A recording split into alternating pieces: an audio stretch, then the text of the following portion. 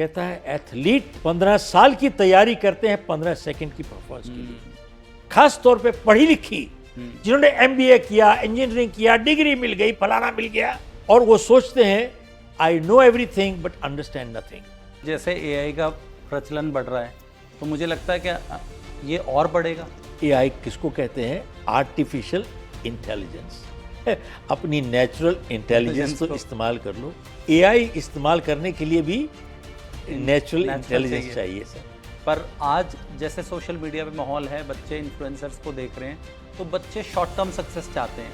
मैं एक पेरेंटिंग की किताब लिख रहा हूँ, उसमें मैंने लिखा है that we are the no generation. मैंने अपनी मदर को बोला I am losing 1 year of my life. मेरी माँ ने एक बात बोली, she said to me I would rather see you lose 1 year of your life than lose your values for the rest of your life. कल मैं देख रहा हूँ सर, बहुत से ऐसे भी बच्चे हैं जो पढ़ाई में उतने उत्कीर्ण नहीं है, बहुत ज़्यादा आगे नहीं बढ़े, लेकिन अपने स्किल सेट को बढ़ाकर बहुत अच्छा बन गए। कहता है skill is an ability, competence is ability along with the willingness and the desire to do the job.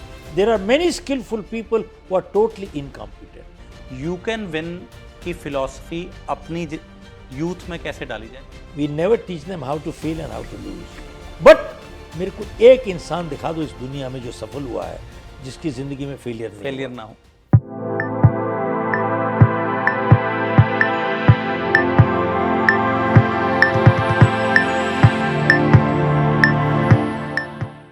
दोस्तों नमस्कार, मैं आपका दोस्त, आपका होस्ट राज भाटिया फिर से आ गया हूं बी द चेंज पॉडकास्ट का एक नया एपिसोड लेकर आपके बीच में। दोस्तों मेरा आपसे वादा है कि मैं हर बार आपसे ऐसी पर्सनालिटी को मिलवाऊंगा जिनसे मिलकर आपके जीवन में बहुत नहीं तो थोड़ा सा बदलाव ज़रूर होगा। और आज मैं लाया हूं international best seller author Shiv Khera. Shiv Khera ji एक ऐसी पर्सनालिटी हैं हम जिन्हें ये कह सकते हैं कि हमारे भारत का कोहिनूर हैं, क्योंकि इन्होंने लाखों नहीं करोड़ों यंगस्टर्स को आज तक इंस्पायर किया है और उनमें जज्बा डाला है जीत का। क्योंकि इनकी किताब यू कैन विन आज तक 13 मिलियन कॉपीज़ बिक चुकी हैं। दोस्तों आज मैं आपसे वादा करता हूं कि अगर आपने ये 40 से 50 मिनट का एपिसोड पूरा वॉच किया तो आपके जीवन में एक पॉजिटिव बदलाव ज़रूर होगा। आइए वेलकम करते हैं आज के हमारे स्पेशल गेस्ट शिव खेड़ा जी का। थैंक यू सर, आपका बहुत बहुत स्वागत है। और सबसे बड़ी बात कि आपने अपने इतने बिजी शेड्यूल में हमारे लिए, हमारे दर्शकों के लिए समय निकाला, उसका मैं बहुत बहुत आभार व्यक्त करता हूँ। नहीं Raj, I am grateful to you that आपने इस काबिल समझा मुझे बुलाने के लिए। और वो 13 million total overall books and not just one book but overall books, it's now 15 million, but I just wanted to get the records right. But thanks a lot, बहुत बहुत धन्यवाद सर। सबसे पहले जो आपको मैंने 2 या 3 बार पहले खुद से पर्सनल मिल के सुना, मैं आपसे ये जानना चाहता हूँ कि हार्ड वर्क और स्मार्ट वर्क, आजकल बहुत लोग बात करते हैं कि you don't have to do hard work, do smart work अगर आपने जीवन में कुछ आगे बढ़ना है। उस पर आप क्या कहना चाहेंगे? मैं आपसे एक सवाल पूछना चाहता हूँ और आपके ज़रिए सबसे पूछना चाहता हूँ कि अगर आप एक वीकेंड कोर्स ले लें, फ्राइडे सैटरडे संडे, और न्यूरो सर्जन बन जाएं, तो क्या होगा? सड़क पे छावड़ियाँ लेके रेडियाँ लगे सिर काट रहे होंगे लोगों का। आप एक वीकेंड कोर्स लेके ब्लैक बेल्ट ले लीजिए मार्शल आर्ट में, तो क्या होगा? इसी ब्लैक बेल्ट तो आप पहन लोगे, लेकिन सड़क पे पहली लड़ाई होगी तो पिट के आ जाओगे साहब। बात ये है, there is no substitute to hard work. और उसका एक छोटा सा उदाहरण देता हूं मैं आपको। Bruce Lee was a legend in martial art, and उसकी एक टांग दूसरी टांग से 1 इंच छोटी थी। अब 1 mm, 2 mm, 3 mm आदमी को टेढ़ा कर देता है, 1 इंच। And Bruce Lee की eyesight was -10. He could not see his opponent lenses के बगैर देख नहीं पा रहा था. But he practiced 5,000 punches per day. And he said, I'm not afraid of a person who knows 10,000 ways how to kick. कहता, I'm afraid of a person who knows only one way, but has practiced one way 10,000 times, that is dangerous. Now, ये तो एक छोटा सा उदाहरण हुआ. Question is, क्या Bruce Lee एक एक्सेप्शन थे? सेकेंड पार्ट, माइकल फेल्प्स का नाम सभी ने सुना है शायद. जी. He created history 208 in Beijing. लेकिन बहुतों ने ये नहीं सुना कि 2 साल पहले ओलंपिक्स के उसका हाथ फ्रैक्चर हो गया था. डॉक्टर ने बोला कि भाई तुम पानी में नहीं जा सकते आप. और डॉक्टर ने ये भी बोला कि अगर तुम्हारा हाथ जुड़ भी जाए तो सवाल ये है, क्या उसमें दोबारा वो ताकत आ सकती है जो पहले थी? तुम अपने अड़ोसी पड़ोसी के बच्चों के साथ compete नहीं कर रहे, you are competing against at the Olympics. World champions. या तो माइकल फेल्प्स 10 साल से तैयारी कर रहा था इसकी, और वो अपना जिंदगी का सपना टूटते हुए नहीं देख पा रहा था. तो किसी ने बहुत अच्छी बात कही है, सपने वो नहीं होते जो नींद में आते हैं. सपने वो होते हैं जिनसे नींद नहीं आती. नहीं यार, ये तो आप, मैं इसीलिए रुक गया था जान के, मैं वेट कर रहा था कि आप ही कंप्लीट कर दीजिए इसको. और बात वाकई में सही है. आप अपनी ज़िंदगी देखो, where you started, where you are from, आप कहाँ पहुँचे आप. और बात ये है, जब माइकल फेल्प्स 8 गोल्ड मेडल जीत गया तो वहाँ पे प्रेस वाले भी कुछ थे. तो किसी ने माइकल फेल्प्स को बोला कि आपकी किस्मत बहुत अच्छी है, 8 गोल्ड मेडल जीत गए. माइकल फेल्प्स को अच्छा नहीं लगा साहब. वो कहता है तुम इधर आओ, मैं बताता हूँ किस्मत ने क्या दिला दिया है. कहता है पिछले 4 साल में मैंने 10,000 घंटों की प्रैक्टिस की है. तुम्हारा गणित अच्छा हो तो इसका मतलब 2,500 घंटे पर ईयर, और ज़्यादा अच्छा हो तो 8 घंटे per day, no Sunday, no Sunday. तो उसको कहता है कि तुम जाके पानी में 8 घंटे डेली बैठ जाओ अगले 4 साल के लिए, तुम्हारा जिस्म सुकड़ जाएगा. तो पूछता है क्या मुझे किस्मत ने जिला दिया, क्या मुझे किस्मत ने जिता दिया है? साहब उसने एक बात कही थी बहुत अच्छी उसके बाद. कहता है एथलीट 15 साल की तैयारी करते हैं 15 सेकंड की परफॉर्मेंस के लिए. एथलीट 15 साल की तैयारी करते हैं 15 सेकंड की परफॉर्मेंस के लिए. तो बात यह है कि there is no substitute to hard work. और जो सवाल आपने पूछा है, ये खास तौर पे आज की जो जनरेशन है ना, खास तौर पे पढ़ी लिखी, जिन्होंने MBA किया, इंजीनियरिंग किया, डिग्री मिल गई, फलाना मिल गया, उनकी उम्मीदें इतनी बढ़ गई. IIT, IIM, their expectations are so high. क्योंकि उनको they have a piece of paper and they all want to start as CEOs. सब शुरुआत ये they want to start as CEOs. और वो सोचते हैं I know everything but understand nothing. I know everything, understand nothing. जी. इसलिए आज देखिए all over the industry, look at the attrition. कोई टिकता नहीं है. 2 महीने यहाँ काम किया, 6 महीने यहाँ काम किया, वहाँ काम किया, 10 महीने यहाँ काम. What is this? Do you want to hire people like that who have no commitment? Pack them up. सब इसीलिए बेरोजगारी है, because they are not even worth hiring. Employability कहाँ पे है? अभी आप एडवर्टीजमेंट डालो, 500 रिज्यूमे मिलेंगे, 5 ठीक नहीं हो उनमें. Why do you want to hire people? They are hiring a liability. बात ये है, even today आप देखिए IITs and IIMs, there is 37 to 40% unemployment amongst IITs and IIM today. And by the way, same thing is happening in overseas. Also, Harvard, Stanford also has 35 to 40% unemployment. Sir जैसे AI का प्रचलन बढ़ रहा है, तो मुझे लगता है कि ये और बढ़ेगा. This ratio is going to increase. सब AI किसको कहते हैं? Artificial intelligence. अपनी नेचुरल इंटेलिजेंस तो इस्तेमाल कर लो. नेचुरल इंटेलिजेंस सर, AI इस्तेमाल करने के लिए भी नेचुरल इंटेलिजेंस चाहिए sir. You can't use AI without natural intelligence. AI किसने बनाया था? हवा से आ गई थी? किसी ने तो बनाया था ना. नेचुरल इंटेलिजेंस से निकली आर्टिफिशियल AI. बट AI को यूज करने के लिए भी आदमी को कुछ मैच्योरिटी चाहिए, रिस्पॉन्सिबिलिटी चाहिए, बहुत सी चीजें चाहिए. तो बात यह है, दैट मैच्योरिटी लेवल कहां से आएगा भैया? आई थिंक सबने बहुत अच्छी बात कही है। We have got a lot of information today, बहुत इंफॉर्मेशन, बट संस्कार नहीं है साहब। जी। एंड विदाउट संस्कार दफ्तर नहीं चल सकता, ऑफिस नहीं चल सकता, घर नहीं चल सकता। इसीलिए घरों में बाप बेटे के झगड़े हो रहे हैं, हस्बैंड वाइफ के झगड़े हो रहे हैं, ब्रदर सिस्टर के झगड़े हो रहे हैं, दफ्तरों में एक दूसरे की टांग खींच रहे हैं, ये यार हो रहा है। So you go check it out, ये हो क्या रहा है। But this is where very few companies जिन्होंने एक कल्चर बनाई है अपने, एंड दे मेक श्योर कि उनकी कल्चर पोल्यूट नहीं होनी चाहिए, तो इसलिए उसको प्रोटेक्ट करके रखते हैं।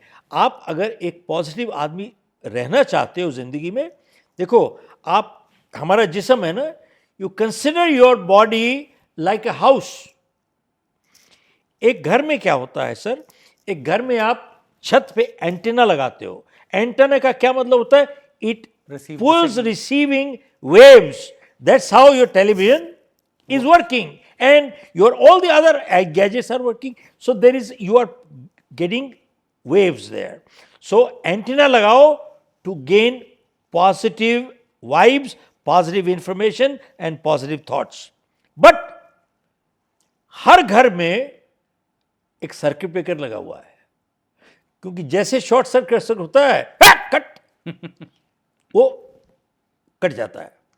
तो जैसे नेगेटिव थॉट होती है तो एकदम कट जाता है। तो इसलिए हर इंसान को अपने अंदर ये दो गैजेट्स लगाने पड़ेंगे, antenna to attract positive thoughts and circuit breaker to disconnect negative thoughts.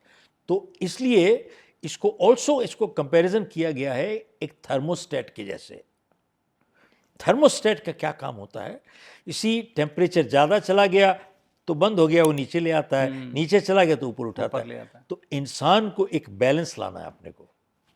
We must become not a thermometer, thermostat. Thermostat तो तेज हो गया तो खाली तेज गर्म दिखा गया, कम हो गया, that's not the answer. We have to become like a thermostat to maintain a balance. And बिना बैलेंस के सर कोई फैमिली में रिलेशनशिप नहीं होती, दफ्तर में काम नहीं होता, ईमानदारी नहीं होती, सच्चाई नहीं होती। It doesn't work without that. So there is no substitute to hard work, that is very very clear. तो और हार्ड वर्क के लिए मैं कहता हूँ कि कहीं ना कहीं इंसान में there are failures in life, as you keep going in life, you keep moving, सफलता भी आती है, फेलियर भी आती है। तो बात यह है, जैसे ब्रूस ली, माइकल फेल्प्स की बात कर रहे थे, स्टीव जॉब्स का भी यही था। स्टीव जॉब्स की जो स्पीच है स्टैनफोर्ड में, उसका पहला सेंटेंस है, I came to this world unwanted. जिस दिन पैदा हुआ था, he was put up for adoption. कहता है nobody wanted me, he was put up for adoption. देखो ऐसा है, जब हम ऐसी जीवनियाँ सुनते हैं, समझते हैं, पढ़ते हैं इन लोगों की रियल लाइफ, तो ये हमको मजबूर करता है to redefine the word success. क्योंकि दे ऑल हैड प्रॉब्लम्स। तो how do you redefine the word success? Success is not absence of problems, it is overcoming problems. Courage is not absence of fear, it is overcoming fear. Integrity is not absence of temptation, it is overcoming temptation. So sir, this is what the whole life is all about. हर एक के इन जिंदगी में temptation भी आती है, indiscipline भी आता है, प्रॉब्लम समस्या भी आती है, उसको overcome we have to overcome. There is no answer. तो one has to go through life anywhere and everywhere. Sir जैसे आपने बताया समय लगता है, इसी तरह सक्सेस की भी मुझे ऐसा समझ आ रहा है कि सक्सेस के भी स्टेप्स हैं। सफलता की सीढ़ी जिसे हम कहते हैं, एक एक स्टेप करके ही चलना चाहेंगे। पर आज जैसे सोशल मीडिया पे माहौल है, बच्चे इन्फ्लुएंसर्स को देख रहे हैं, तो बच्चे शॉर्ट टर्म सक्सेस चाहते हैं। और एक और चीज़ है जो आज पेरेंट्स में मिसिंग है, हमारे पेरेंट्स ने हमारे साथ किया और शायद हम कोशिश कर रहे हैं अपने बच्चों के साथ, डिलेड ग्रेटिफिकेशन। डिलेड ग्रेटिफिकेशन के बारे में आप क्या कहना चाहेंगे? साहब, आपने तो अपने अपने परिवार के बारे में भी मुझे बताया कि आपने बच्चों को अपनी टेलीफोन ही नहीं पकड़ाई, मोबाइल फ़ोन नहीं दिया till they went through schooling completely or whatever. Bill Gates, Steve jobs, उसने 14 साल की उम्र तक अपने बच्चों को कोई गैजेट्स नहीं दिए. सो बात ये है, टुडे ये gadgets they have become baby seaters. They have actually become baby seaters. बच्चा खाना नहीं खाता, टीवी ऑन कर दो, खा रहेगा, अपना खाना खाता रहेगा. सो बॉटम लाइन इज, लोग rather than teaching good values to the children. मैं आपको एक बात बताता हूँ कि जब हम लोग बड़े हो रहे थे स्कूल में, हम लोग का जन्मदिन मनाना होता था तो महीने में एक कोको कोला मिलती थी, इफ एट ऑल.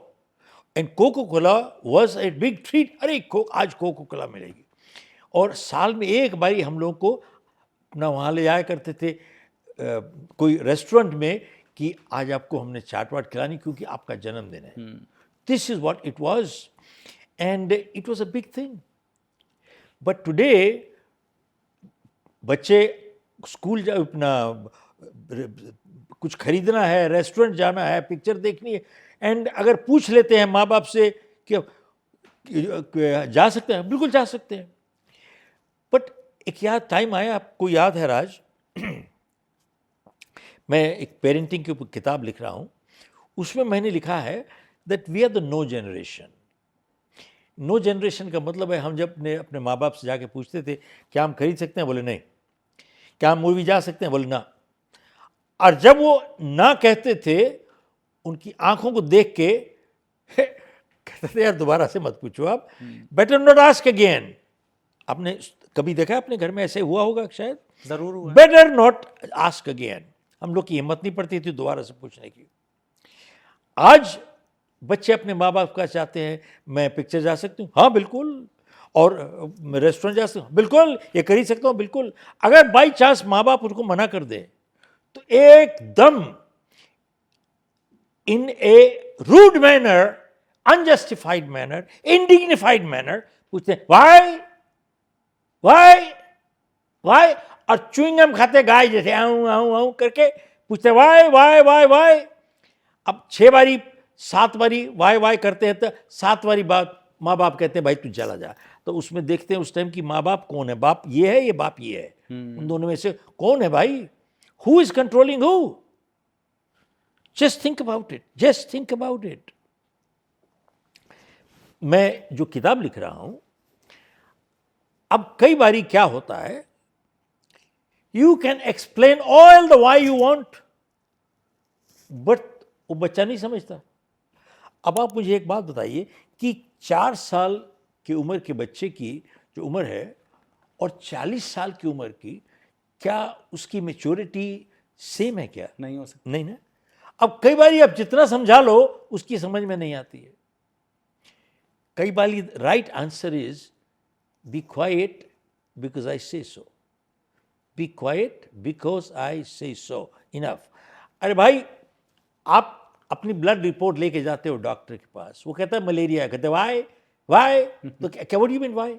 अरे भाई ज़्यादा पढ़ा लिखा है, MBBA किया हुआ है, MBBS किया हुआ है, MD किया हुआ है, he knows more than you do, that's why. But यहां पर father knows more than you, that's why, be quiet. सब देखिए, people who have never learn to obey can never learn to command. जिन्होंने कभी आज्ञा का पालन करना ही सीखा ना हो, जिंदगी में कभी कमांड नहीं कर सकते साहब. रिपीट करता हूं, people who have never learn to obey can never learn to command. तो इसलिए जिंदगी में we need to understand how to move forward. And आजकल लोग देखो, कई बार मेरे को स्कूल कॉलेजेस में बुलाते हैं एंड पेरेंट्स टेल मी कि टॉक टू आवर चिल्ड्रन, इनकी वैल्यूज़ ठीक नहीं है, इनका डिसिप्लिन ठीक नहीं है. My problem is my parents. I say no no no, problem is with the parents, not with the kids. Problem is not with the children, problem is with the parents. क्योंकि आजकल के parents जो हैं, they are scared of the kids. They don't have guts to say no to the kids. आजकल it's become a popularity contest. हमारे time में तो they never thought second time. If they said they didn't want it, they said no. कोई घुमा फिरा के बाद they just said no, और दोबारा से पूछेगा तो फिर problem, no means no. No means no, और एक लपड़ भी लग जाता था साहब। समझ में दो में, और कोई साइकोलॉजिकल प्रॉब्लम नहीं होती थी, 2 मिनट में ठीक हो जाते सारे, बात खत्म हो गई। और अगर रोना शुरू करो तो कहते हैं एक थप्पड़ और लगाओ, चुप कर पहले, और तो चुप कर, नहीं तो एक और लग जाएगा। हमारे टाइम वो भी था। But bottom line is that we need to understand, और बच्चों के अंदर माँ बाप के लिए इज्जत भी होती थी। देखो, मैंने एक लड़के से स्कूल में पूछा, 12वीं का लड़का था, वाज अ प्रीफेक्ट। मैंने कहा बेटा आपके पिताजी का नाम क्या है? कहता है रामलाल। मैं कहता तेरा नौकर है क्या? You don't even know how to address your father, you don't even use the word mister so and so और सो एंड सो, नथिंग। मैं कहता तेरा नौकर है क्या? This is the level of respect. अब मैं आपको नो एंड यस जनरेशन की जो बात कह रहा हूं, हमारे parents used to say no to us and we kept saying yes to our children.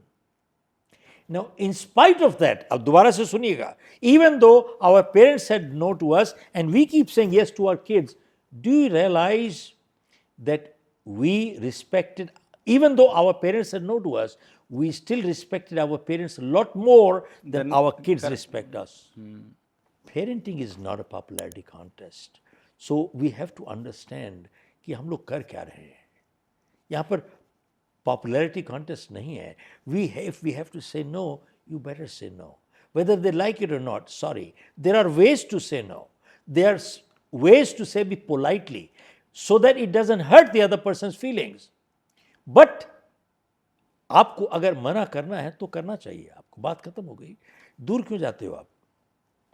I am sure वो बचपन की कहानी आपने सुनी होगी कि एक जज ने एक चोर को कन्विक्ट कर दिया जेल के लिए। तो उसको पूछा कि भैया तुमको कुछ कहना है? बोले हाँ, मेरे माँ बाप को जेल में डालो। बोले क्यों? बोले मैं जब छोटा था स्कूल में मैंने पेंसिल चुराई, माँ बाप को मालूम था, मेरे को रोका नहीं उन्होंने। फिर मैंने पेन ले आया, फिर मैं दूसरी किताबें उठा ले आया, फिर मैं और चीज़ें उठाया, फिर मैं अपने अड़ोस पड़ोसी की वहाँ जा वहाँ भी चोरी करने लगा। और आज मेरी एक आदत बन चुकी है, वो हैबिट हो गई, हैबिट हो गई। And if anybody belongs in jail my parents too, उनको जरूर जेल में जाना चाहिए ना। अब ध्यान दीजिएगा, वो अपनी जिम्मेवारी से छूट नहीं सकता। He cannot be absolved his own responsibility. But सवाल ये है, क्या माँ बाप ने अपना सही कर्तव्य निभाया था? रोल अदा नहीं किया, नहीं किया। So they deserve to go in jail. And that is where what most important thing is, मैं शेयर करता हूँ आपसे। मैं स्कूल में, I was a very troublesome child. तो मैं पीछे बैठता था, आगे वालों को तंग करता था, मैं परेशान करता था। तो सर मैं 10वीं में फेल हो गया। अब केमिस्ट्री क्लास में जाते थे तो सब पढ़ाई करते थे, मैं टेस्ट ट्यूब लेके उसके अंदर ऐसे पैसे डाल के पटाखे घुमा के पटाख बजाता था। तो यही तो काम हुआ, तो फेल हो गए। अब फेल हो गए तो there was a ethical issue. तो जब मैंने अपनी मदर को मेरी रिपोर्ट देखी कि फेल हो गया, तो she really felt bad and I felt bad कि आई लेट हर डाउन। वाकई में मेरे दिल में आया कि क्या मेरी माँ की उम्मीद थी और मैं क्या निकला हूँ वहाँ से। सो आई रियली अपोलोजाइज्ड। मैंने कहा मम्मी मेरी गलती हो गई है, मैं माफ़ी चाहता हूँ, बट मेरे को स्कूल से निकाल दो आप, क्योंकि अब सारे जूनियर्स मेरे साथ साथ बैठेंगे, मैं खाली अकेला बैठा हूँ, इट इज़ वेरी एम्बैरेसिंग। तो मेरी माँ ने बोला बेटा तूने गलती की, you must pay the price. मैंने कहा मामा मैं समझ गया गलती मैंने की, लेकिन अब मेरे को निकाल दो यहाँ से, एम्बैरेसिंग है। बोले ना, you messed up, you have to pay for it. तो मैंने अपनी मदर को बोला कि मैंने कहा मामी मेरे को ये स्कूल में मेरे को पास सर्टिफिकेट दे देंगे मेरे को, क्योंकि they want to get rid of me, I am a troublesome guy in the school. और वो पास सर्टिफिकेट मिल जाएगा तो मेरे को कहीं पर भी 11वीं में मिल जाएगा, तो मेरा ज़िंदगी में 1 साल बच जाएगा। एंड अगर नहीं करते तो मैंने कहा कि I am losing 1 year of my life. मैंने अपनी मदर को बोला I am losing 1 year of my life. तो मेरी माँ ने एक बात बोली, she said to me I would rather see you lose 1 year of your life than lose your values for the rest of your life. जी, ये sentence note करके जाओ आप ध्यान से। I would rather see you lose 1 year of your life than lose your values for the rest of your life. ये आज तक मेरे दिमाग में है, आज तक मेरे दिमाग में है। तो साहब ऐसा है, ये जब पेरेंटिंग की जो किताब मैं जो लिख रहा हूँ, सबसे बड़ी गलती माँ बाप ये करते हैं कि जब बच्चे गलती करते हैं उनको माफ़ी कर देते हैं या उनको बेल आउट कर देते हैं। सर एक This और is the चीज biggest, no, let me finish. This is the biggest mistake, that they should never bail out their children while they are children. Never bail them. Let them go through. Let them face the consequences. क्योंकि what is called discipline in childhood is called correction. What is called discipline in adulthood is called punishment. यही गलती बचपने में करोगे तो आपको माफी मिल जाएगी, बहुत छोटे में निकल जाओगे। वही गलती बड़े में करोगे तो जेल जाओगे। तो this is what the whole thing is all about. So this is crucial. Sir बहुत सारे केसेस में ऐसे देखा है कि बच्चे गलती करते हैं तो उसे करेक्शन की जगह पेरेंट्स, स्पेशली मदर्स की तरफ से देखा गया है, जैसे हम करंट सिनेरियो देख रहे हैं, तो उसे कवर अप करने की कोशिश करते हैं।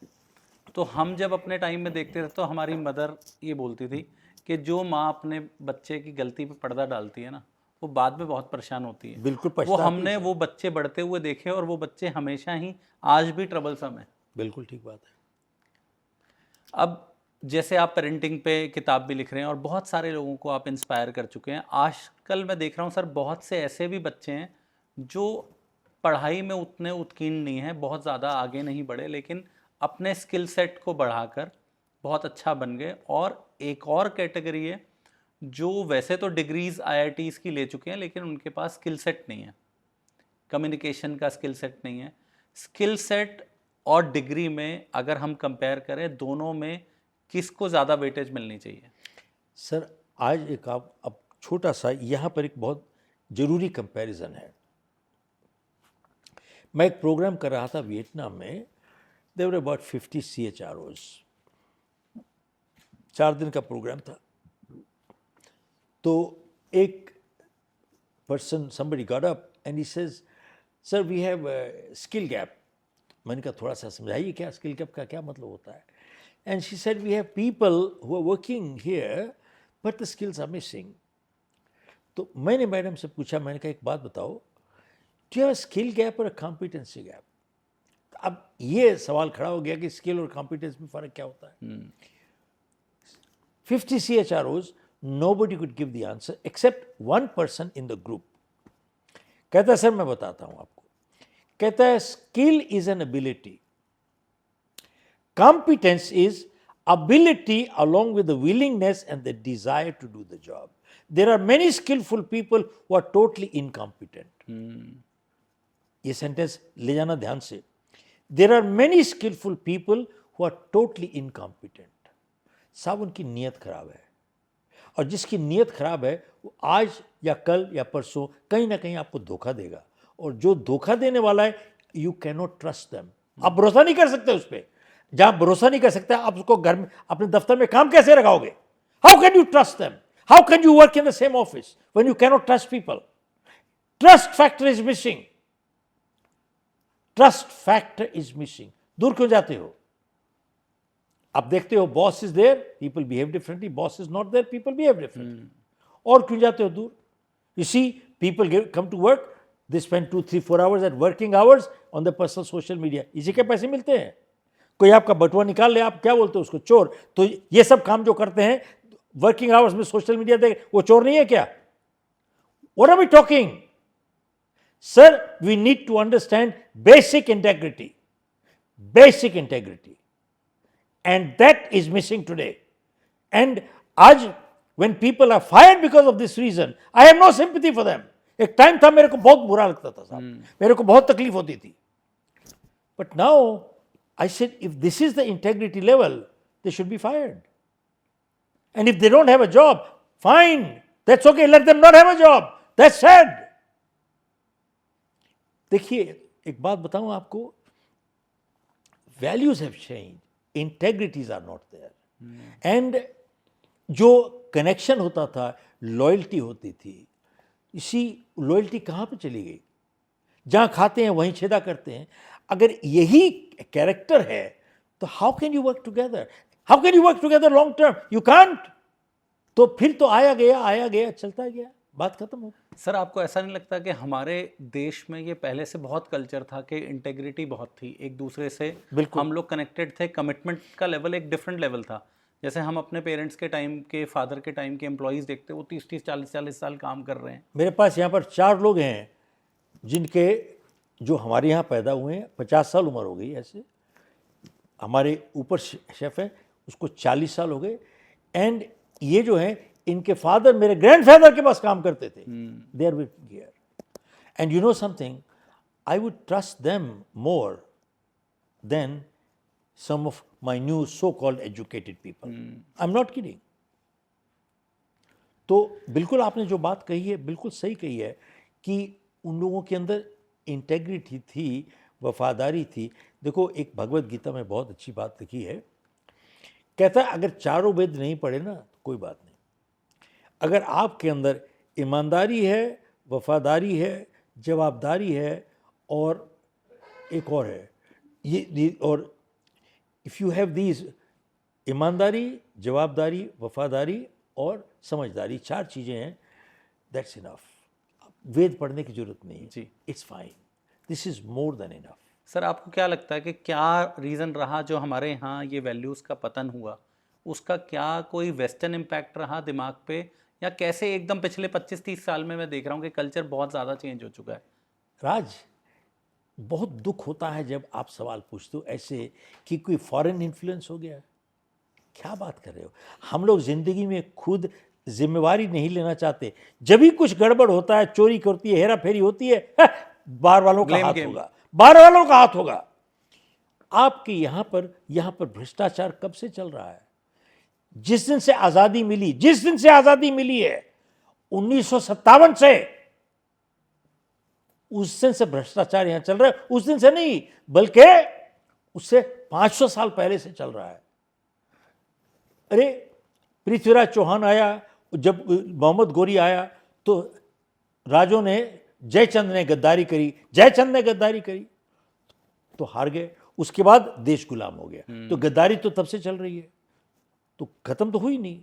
और हमारे जितने रजवाड़े थे, जब मुगल आए वहां पर उन्होंने अपनी बेटियां दे दी, शादी करवा दी, उससे अकबर से करवा दी, दूसरे से शादी करवा दो बेटी से। ये व्हाट इज दिस? वो तो लड़ने की बजाय बोले हमारे बच्चे भी ले लो, Compromise हो गए। ले लिया।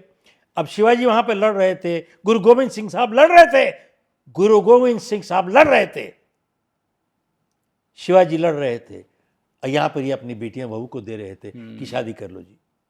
But nonsense. तो गद्दारी तो तब से चल रही है। और फिर दूर क्यों होते हो? 1947 में हम लोग को आज़ादी मिली, 48 में पाकिस्तान से वार हुई, और उस time Krishna Menon defence minister था यहाँ का।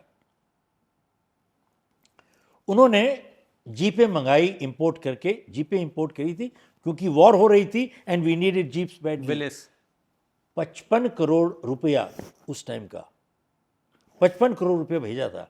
सर, जीप आज तक 80 साल हो गई, आज तक नहीं आई है, वो पैसा चला गया है। और उस टाइम नेहरू प्राइम मिनिस्टर था। नेहरू ने कहा कि चला गया तो चला गया, ये भगवान जाने। अब बताइए, ऐसे अगर लीडर हों जो सोचते हैं कि कोई नहीं, निकल गया, चला गया, तो भ्रष्टाचार तो उसी ने शुरू कर दिया वहाँ पर पहले दिन से ही, जी, 1948 से। तो हमारी गद्दारी तो तब से चल रही है। तो सर, ये जो आप कह रहे हो ना, फॉरेन इन्फ्लुएंस हो गया, ये सब मेरे को बात जचती नहीं है, क्योंकि हर चीज गलत होती है फॉरेन हाथ होगा। है कहते हैं ये फूट डालो राज करो की नीति है फॉरेन। नो, फूटे हुए थे तभी उन्होंने राज किया। यहाँ पर हम फूटे हुए थे, आके उन्होंने खाली राज किया। उन्होंने फूट डालो राज करने की वो नहीं लाए नीति। यहाँ पर वो भी आज भी चल रही है, यही कुछ चल रहा है। सर मुझे आपकी ना एक इसी पे बात याद आ रही है। मैं 2000 सन में 12th करने के बाद कॉलेज कर रहा था दिल्ली से, तो बहुत सारे ऑटोज़ के पीछे वो लिखा होता था कि अगर आपके पड़ोसी पर हमला हो रहा है, अत्याचार हो रहा है और आप खामोश बैठे हैं, तो अगला नंबर आपका है। तो यही मुझे लगता है कि आपकी इस बात में यही हमारे पीछे बेस में रहा कि बहुत सारे लोग हमारे स्ट्रगल कर रहे थे, उन पे अत्याचार हो रहा था, लेकिन बाकी लोगों ने उन्हें सपोर्ट नहीं किया। एंड में हम सारे ही गुलाम हुए ना, गुलाम हो गए, सारे हो गए। और अभी भी वही चल रहा है, अभी भी वही चल रहा है। और जो हालात चल रहे हैं, 10 करोड़ बांग्लादेशी आ गया यहाँ पर। आप बताओ कौन सी कंट्री में ऐसे हो सकता है? किसी कंट्री में, चाइना बॉर्डर है यार, वहाँ से वहाँ चाइना क्यों नहीं चले जाते? वहाँ सड़क पे गोली मार देंगे वहाँ पर जाके, और कहीं नहीं चले जाते। बाकी कंट्री में इलीगल घुस जाओ, जेल में ले जाएंगे, 10 साल अंदर घुसा देंगे, डिपोर्ट कर देंगे या गोली मार देंगे। सबका ऐसे ही चल रहा है हिसाब किताब। लेकिन यही देश है यहाँ पर जो अनाथालय खोल दिया, ये हम लोगों ने क्या खोल दिया? क्या ये आश्रम है क्या? 10 करोड़ अपने नागरिकों को बेरोजगार कर दिया, गरीबी में ले आए सबको, उनको एजुकेशन नहीं मिल रही है, गरीबी रेखा से नीचे ले आए, क्राइम बढ़ गया है, जुडिशरी नहीं है, मेडिकल प्रॉब्लम हो रही है। बट इधर से उधर से, और हो क्या रहा है? 2000 रुपये देते हैं, बॉर्डर क्रॉस कर लेते हैं, 2000 रुपये देते हैं, आधार कार्ड मिल जाता है, 2000 रुपये तो इलेक्शन कार्ड मिल जाता है। आपको मालूम है, मेरे को मालूम है, सारे हिंदुस्तान को मालूम है। एक बात बताओ, ये सरकार है, इनको मालूम नहीं है क्या? जानते हो, इनको सब मालूम है। ये सिर्फ this is nothing else but एक गद्दारी है जो आदमी चुप करके बैठा हुआ है, देख सेल्फ मोटिव्स हैं सब। सर, इसको गद्दारी भी कहते हैं जी। Treachery with the country. आप और उदाहरण एक शेयर करता हूं, ये नया नारा सुना होगा ना,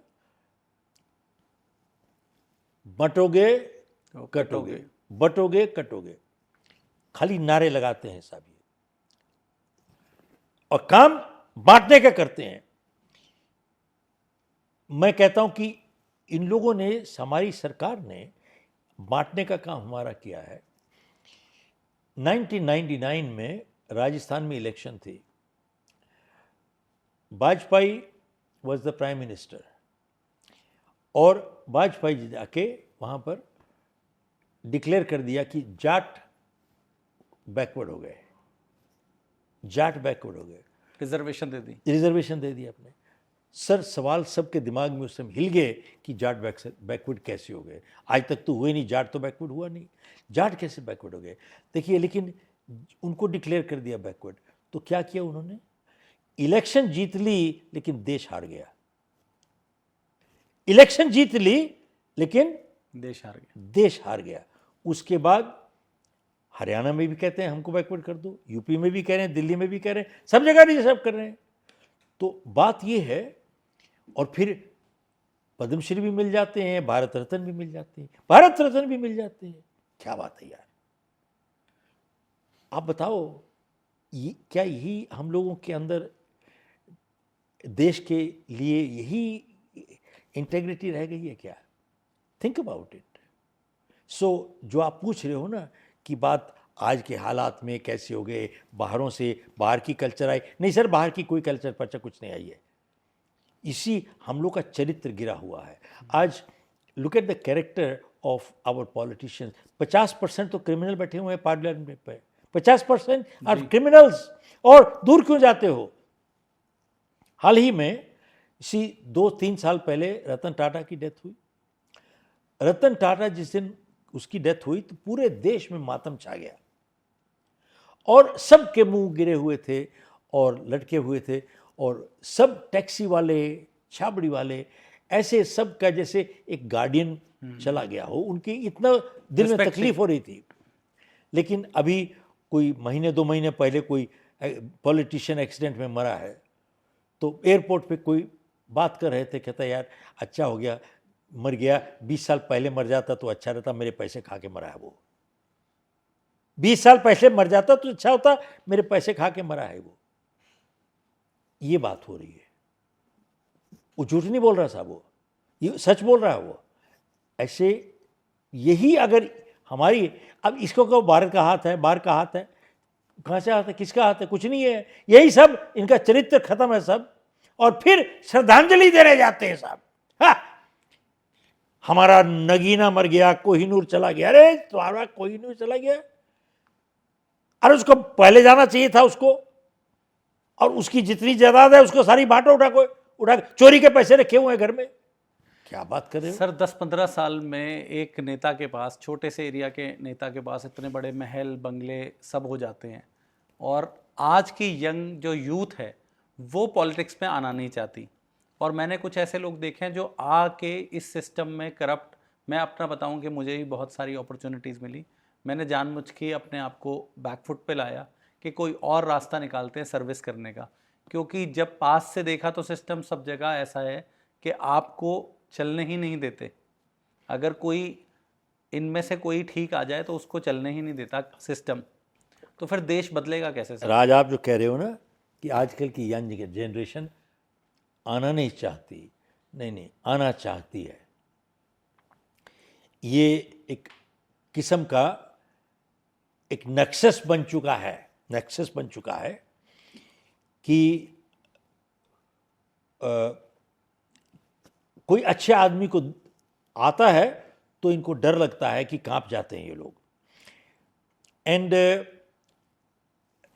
दूसरी चीज़ आपसे शेयर करता हूँ, मैं एक और कोई मेरा इंटरव्यू हो रहा था, तो अभी 6-8 महीने पहले तो नेपाल में वो सारा सत्ता परिवर्तन हुआ, तो घर घर से निकाल के लोगों ने निकाला, उनको मार दिया और कईयों को आग लगा दी गई, बट रिजीम चेंज हुआ। तो मेरे को एक इंटरव्यू में पूछ रहा था कि देखिए हिंसा हो गई, कितना बुरा हाल हो गया, बहुत ऐसा है, तो कानून को अपने हाथ में नहीं लेना चाहिए, तो क्या अपना गला उनके हाथ में पकड़ा दो, वो ठीक है? तो मैंने उससे पूछा, मैंने कहा एक बात बताओ, और मैं तुम्हारे से पूछ रहा हूं, तुमने मेरे से सवाल पूछा है, मैं तुम्हारे से पूछ रहा हूं। मैंने कहा कि ये जो आज जिनको पकड़ पकड़ के निकाल रहे हैं ना, 10 साल पहले इनकी 10 रुपए की औकात नहीं थी, 10 रुपए नहीं थे इनके पास। आज 10 साल के अंदर 10,000 करोड़ की औकात हो गई है, और जिसको दिल करता है उसको 10-10 साल के लिए जेल में डाल देते हैं, जिसको दिल करता है। निर्दोष को डाल देते हैं, जिसने कोई क्राइम नहीं किया उसको डाल देते हैं, अंदर डाल देते हैं। मैंने कहा तू पिटने के लिए पैदा हुआ क्या? क्या करें? और अपनी गर्दन हाथ में पकड़ा दें तो क्या करें? वो चलते रहे ऐसे? मैंने कहा क्या गलती करी है? मैंने कहा हिंदुस्तान में भी यही होना चाहिए। We need it, we need it. कब तक देखते रहोगे? कब तक देखते रहोगे? जब तक आपकी बहू बेटियों का नंबर नहीं आएगा, जब तक मेरी बहू का नंबर नहीं आएगा, देखते रहोगे। कब तक देखते रहोगे? Ultimately this is what you have to, can you tolerate on and on permanently? नहीं साहब, नहीं हुआ। आपको एक उदाहरण देता हूं कि जिंदगी में जो कानून की, देश की रिस्पेक्ट करता है, they have to take a stand in life. Bhagat Singh ने भी लिया, नेताजी सुभाष ने भी लिया। क्या were they rebels? You can call them rebels, but they were freedom fighters. They were freedom fighters. लेकिन आजकल के जो पॉलिटिशियन हैं, और जिनकी आप बात कहते हो कि उनके बच्चे गुंडे बन जाते हैं, मेरे बाप को नहीं जानता, तू मेरे को नहीं जानता कौन है, मैं कौन हूँ, तू मेरा बाप कौन है, एंड ऑल दैट। तो टिपिकल गुंडागर्दी शुरू कर दी, जो लड़की मिली उसको उठा लिया, फलाना कर लिया, किसी का प्रॉपर्टी। अच्छा, तो मेरे को एक इंटरव्यू में किसी ने पूछा कि साहब आप इतनी समस्या की बात करते हो, हमारा तो बहुत बड़ा देश है और बड़ी समस्याएं हैं, तो इसको सुधारेंगे कैसे? मैंने कहा नहीं भैया, आप थोड़ी सी बात ध्यान से समझो। हमारा पहला देश नहीं जहाँ समस्या है, पहला देश है जो समाधान नहीं निकाल रहा है। समस्या बहुत देशों में थी। जापान खत्म हो गया था 47 में, एटम बम पड़े, उनके पास कुछ नहीं है सर। वो सिर्फ बारिश नहीं बल्कि सुनामी को संभालता है। 200 अर्थक्वेक आता है, 200 अर्थक्वेक आता है जापान। और उसके बाद जर्मनी खत्म हो गया था सेकेंड वर्ल्ड वॉर में, 0। उनके पास तो आदमी खत्म हो गए थे सर। 14 साल के लड़कों को हिटलर ने बंदूक पकड़ा के भेज दिया था अंदर, गोली मारो, और मर गए थे वो सारे सर। उनके पास आदमी नहीं थे वहां पर। इसी साउथ कोरिया, नॉर्थ कोरिया, लड़ रहे थे वहां पर, खत्म हो गया था। South Korea dead, finish. Taiwan था नहीं, और China was occupied by Japan. ध्यान से सुनिएगा, China was occupied by Japan. उनको आजादी मिली थी 49 में। Singapore was not existent. लेकिन आज देखो वो सारे देश कहां पर है। हम लोग को भी तो आजादी उसी टाइम मिली थी। But where are we today? 800 crore, इसी 80 करोड़ लोगों को खाना हमको देना पड़ता है। We are free giving free food, 80 crore. And highest number of malnutrition children below age 5, highest number malnutrition. Kidnapping, rapes, every 1 hour there is 2 rapes, every 2 hours, and 13 or 13 or I don't know how many million girls are being kidnapped every year. जहाँ जिसको दिल करता है उठा लेते हैं। तो इसका एक बारी क्या हुआ, अनडिवाइडेड पंजाब, अब तो हरियाणा में हो ना सर, सी, तो अनडिवाइडेड पंजाब था एक टाइम 467। उस टाइम चीफ मिनिस्टर था कैरो। तो मेरे से किसी ने पूछा कि साहब अगर आपको प्रधानमंत्री बना दिया जाए तो आप देश की समस्या सुधार लोगे, तो कितना टाइम लगेगा? मैंने कहा 90 दिन, गिव मी ओनली 90 डेज, और पूरी हिंदुस्तान की फौज है जो, वो मेरे पीछे दे दो, आप वो मेरे साथ दे दो, पूरी हिंदुस्तान की फौज, और 90 डेज दे दो, मैं इस कंट्री को सीधा कर दूंगा। 90 डेज से ज़्यादा टाइम नहीं चाहिए आपको। तो बोले वो कैसे? मैंने कहा कि अनडिवाइडेड पंजाब में चीफ मिनिस्टर था कैरो, प्रताप सिंह कैरो। हाँ, प्रताप सिंह कैरो। तो उनके लड़के वही जैसे स्पॉइल्ड होते हैं, लड़कियों को छेड़ना, गुंडागर्दी करना, उठाना। तो there were 3 ladies, I think it was in Chandigarh और Amritsar, I can't remember, but you can Google it. And वो उनको तंग कर रहे थे, इसके कैरों के लड़के, literally harass them to the point of molestation or whatever it is. And these 3 ladies, इनके हस्बैंड फौजी थे। तो एक ने हस्बैंड को फ़ोन किया कि भाई ऐसे ऐसे हम लोग को परेशान कर रहे हैं।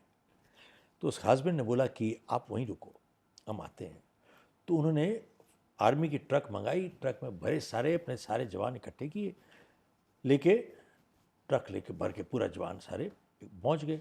जब पहुंचा तो इनको मालूम हो गया कि सारी ट्रक आ गई है, आर्मी की पूरी फौज आ गई है। तो ये भाग गए। तो कोई सिनेमा हॉल था बगल में, वहाँ पर वो छुप गए। तो इन्होंने पूरा सिनेमा हॉल घेर लिया। तो एक एक सीट उठा के निकाल रहे थे, जैसे कॉकरोच निकालते हैं ना, निकाले थे वहाँ से। निकाल के इनको पकड़ के हाथ से घसीट के ले गए साहब कंटोनमेंट तक, घसीट के ले गए। अब कैरो को मालूम पड़ गया कि मेरे लड़के नहीं आए और इनकी प्रॉब्लम हो गई है, इस तरीके से पकड़े गए हैं। तो कैरो जाना चाहता था कंटोनमेंट।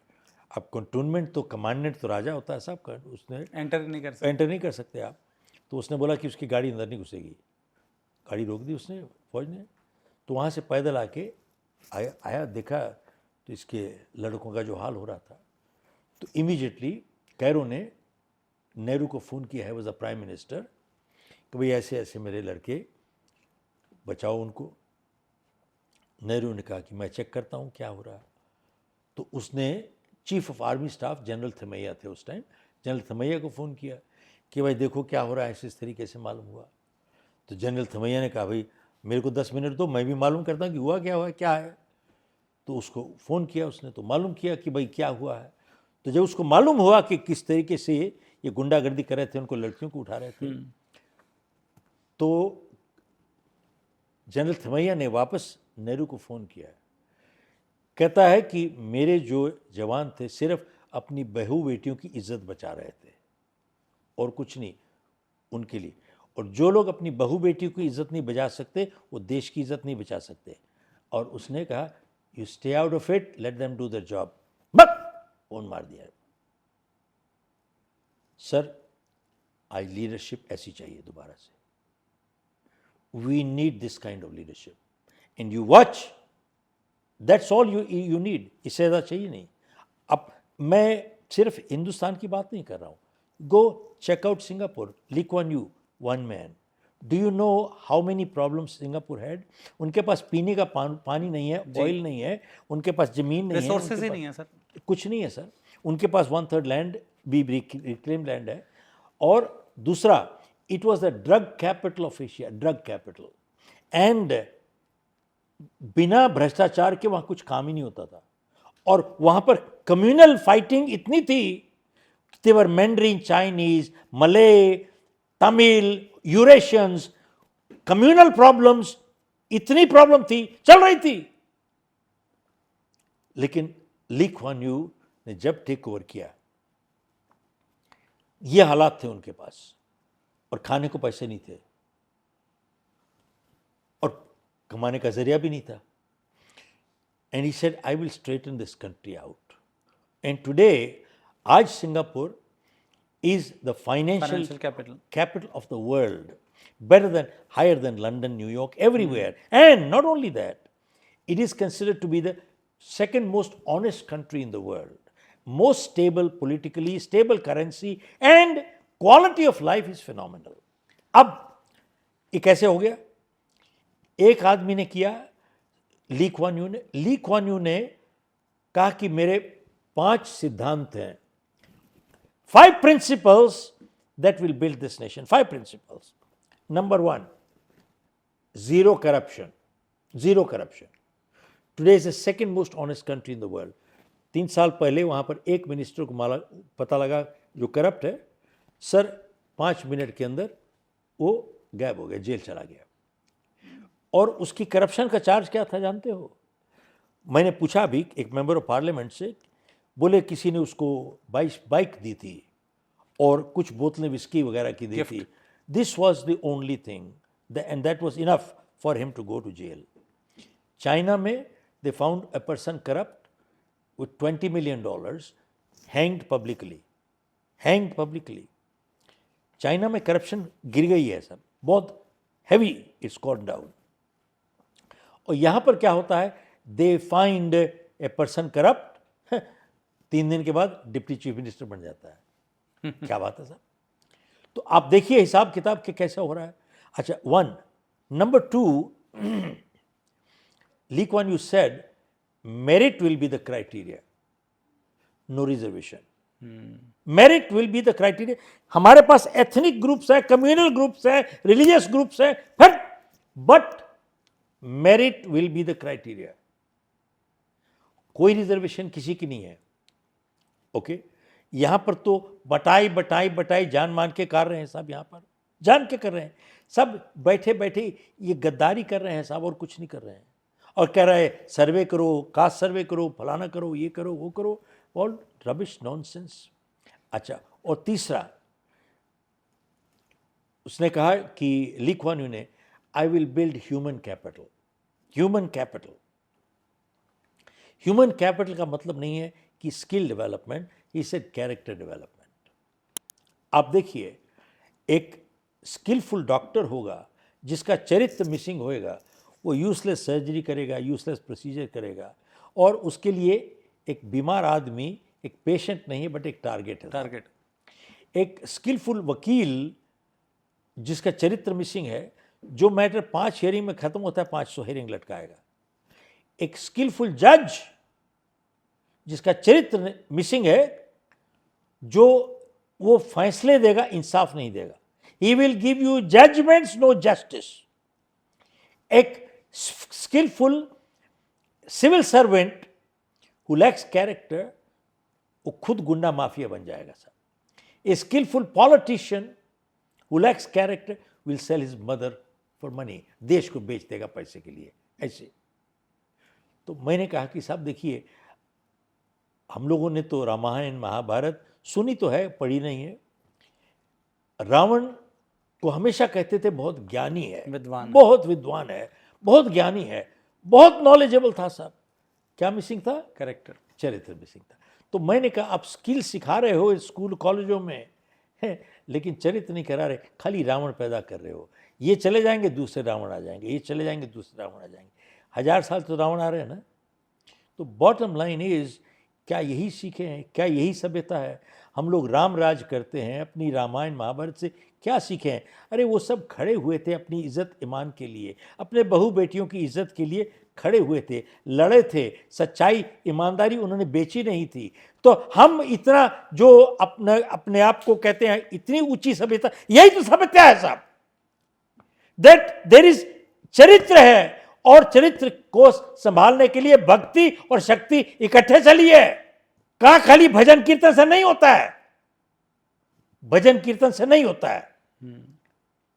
और मैं तो एक आदमी मिले, बोले कि नहीं नहीं देखिए साहब, यहां पर प्यार से सारी दुनिया को जीत सकते हो। गांधी जी बोल गए कि प्यार से सबको जीत सकते हो, और उन्होंने सिखाया कि आपको सहनशील होना चाहिए और अहिंसा होना चाहिए, आपको अहिंसक होना चाहिए। तो मैंने उसको पूछा कि मैंने कहा भैया तुम तो बहुत ज्ञानी लगते हो, मैंने कहा एक बात बताओ, क्या राम गांधीवादी थे? क्या वो सब प्यार से जीत पाए? नहीं जीत पाए, तो राम फेल हो गया।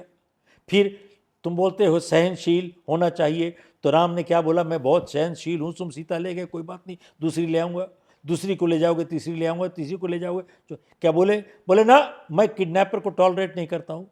और तीसरा आपने बोला अहिंसा, तो राम ने क्या किया? अपने औजार निकाले, अपने तलवार निकाली, ये धनुष बाण निकाला, मार दिया उसको। दैट इज हिंसा, वो हिंसा होती है। तो मतलब राम गांधीवादी नहीं थे। और मैंने कहा कि क्या राम ने बोला था समझौता कर लेते हैं, बंटवारा कर लेते हैं? ना, राम ने कहा धर्म युद्ध में कभी समझौता नहीं होता। वही चीज गुरु गोविंद सिंह साहब ने जब मुगल जबरदस्ती इस्लाम में कन्वर्ट कर रहे थे, तो क्या गुरु गोविंद सिंह साहब जीत पाए प्यार से? नहीं। क्या उन्होंने कहा कि मैं तुम्हारा आतंकवाद एक्सेप्ट कर लूंगा? ना। तो उन्होंने तलवार उठाई कि नहीं उठाई? तो भैया मैंने उनसे पूछा, उस आदमी से, मैंने कहा यार तुम तो पढ़े लिखे हो, बहुत ज्ञानी हो, कौन से ग्रंथ में लिखा है कि जब तुम्हारी बहू बेटियों की इज्जत लूट रही हो, वहां कब लिखा है, कहां पर कि मंदिर में जाके भजन कीर्तन करो? कहां लिखा है?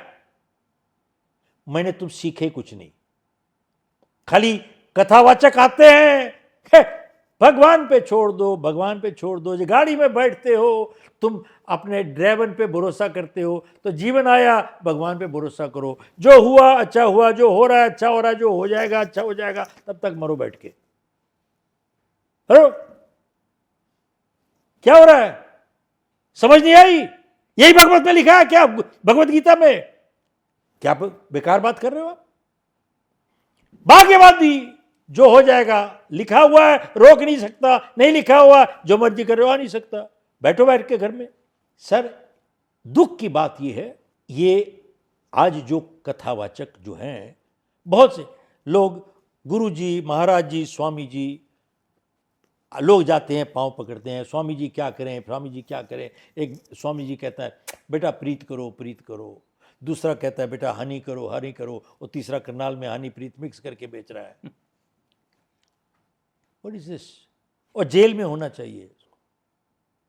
और एक बाबा कहता है कल गोलगप्पे खाए थे, कल जलेबी खाई थी, कल फलाना खाया था, 5,000 आदमी इकट्ठा हो रहा है, पैसे बना रहे हैं, पैसे खूब।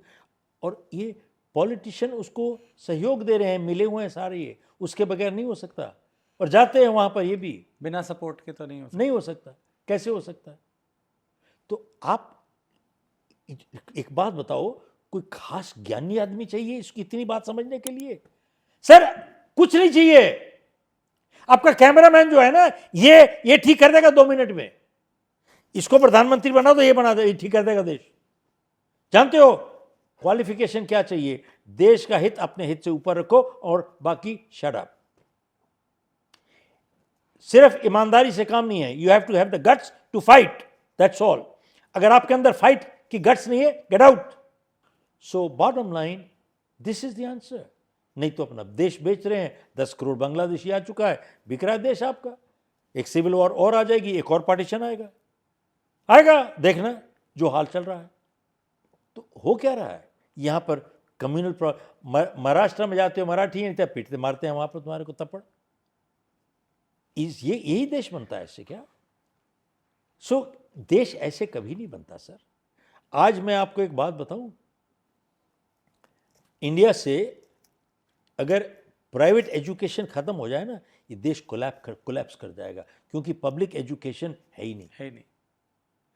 प्राइवेट एजुकेशन, पूरी स्कूल कॉलेज बंद हो जाए ना आज, देश कोलैप्स कर जाएगा सारा। इसी पब्लिक एजुकेशन है ही नहीं ठीक। स्कूलों में, सारा स्कूल में एक ही मास्टर है, स्कूल में ना बाथरूम है, ना आदमी है, ना कोई है, कुछ भी नहीं। ये हर स्कूल चल रहा है और सारे पैसे जेब घोटाले पॉकेट में जा रहे हैं, भर रहे हैं देश, लोगों के पैसे भर रहे हैं। देखो, ब्रिज बनाते हैं, खुलने से पहले टूट जाता है। टर्मिनल 1 बना, खुला 3 महीने के बाद बारिश आई, गिर गया। शिवाजी की मूर्ति बनी अपना वहाँ पर महाराष्ट्र में, वो 3 महीने के बाद वो मूर्ति गिर गई। 4,000 करोड़ 6,000 करोड़ रुपए लगे। यार मेरी समझ में नहीं थी, जीडीपी में एक बारी जो रिपेयर होती है उसको दोबारा जोड़ते हैं क्या?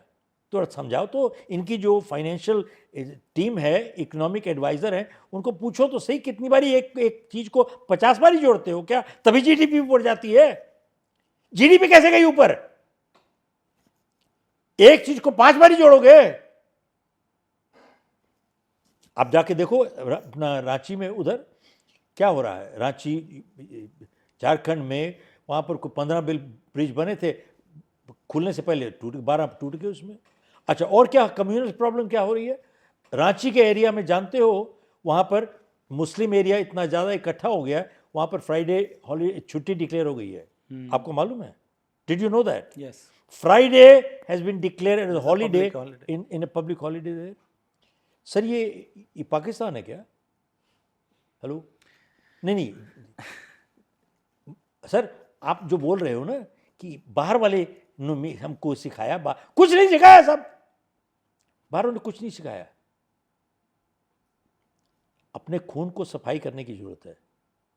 हमारे को फॉलो करना है शिवाजी, महाराणा प्रताप, गुरु गोविंद सिंह, भगत सिंह, नेताजी, अंबेडकर।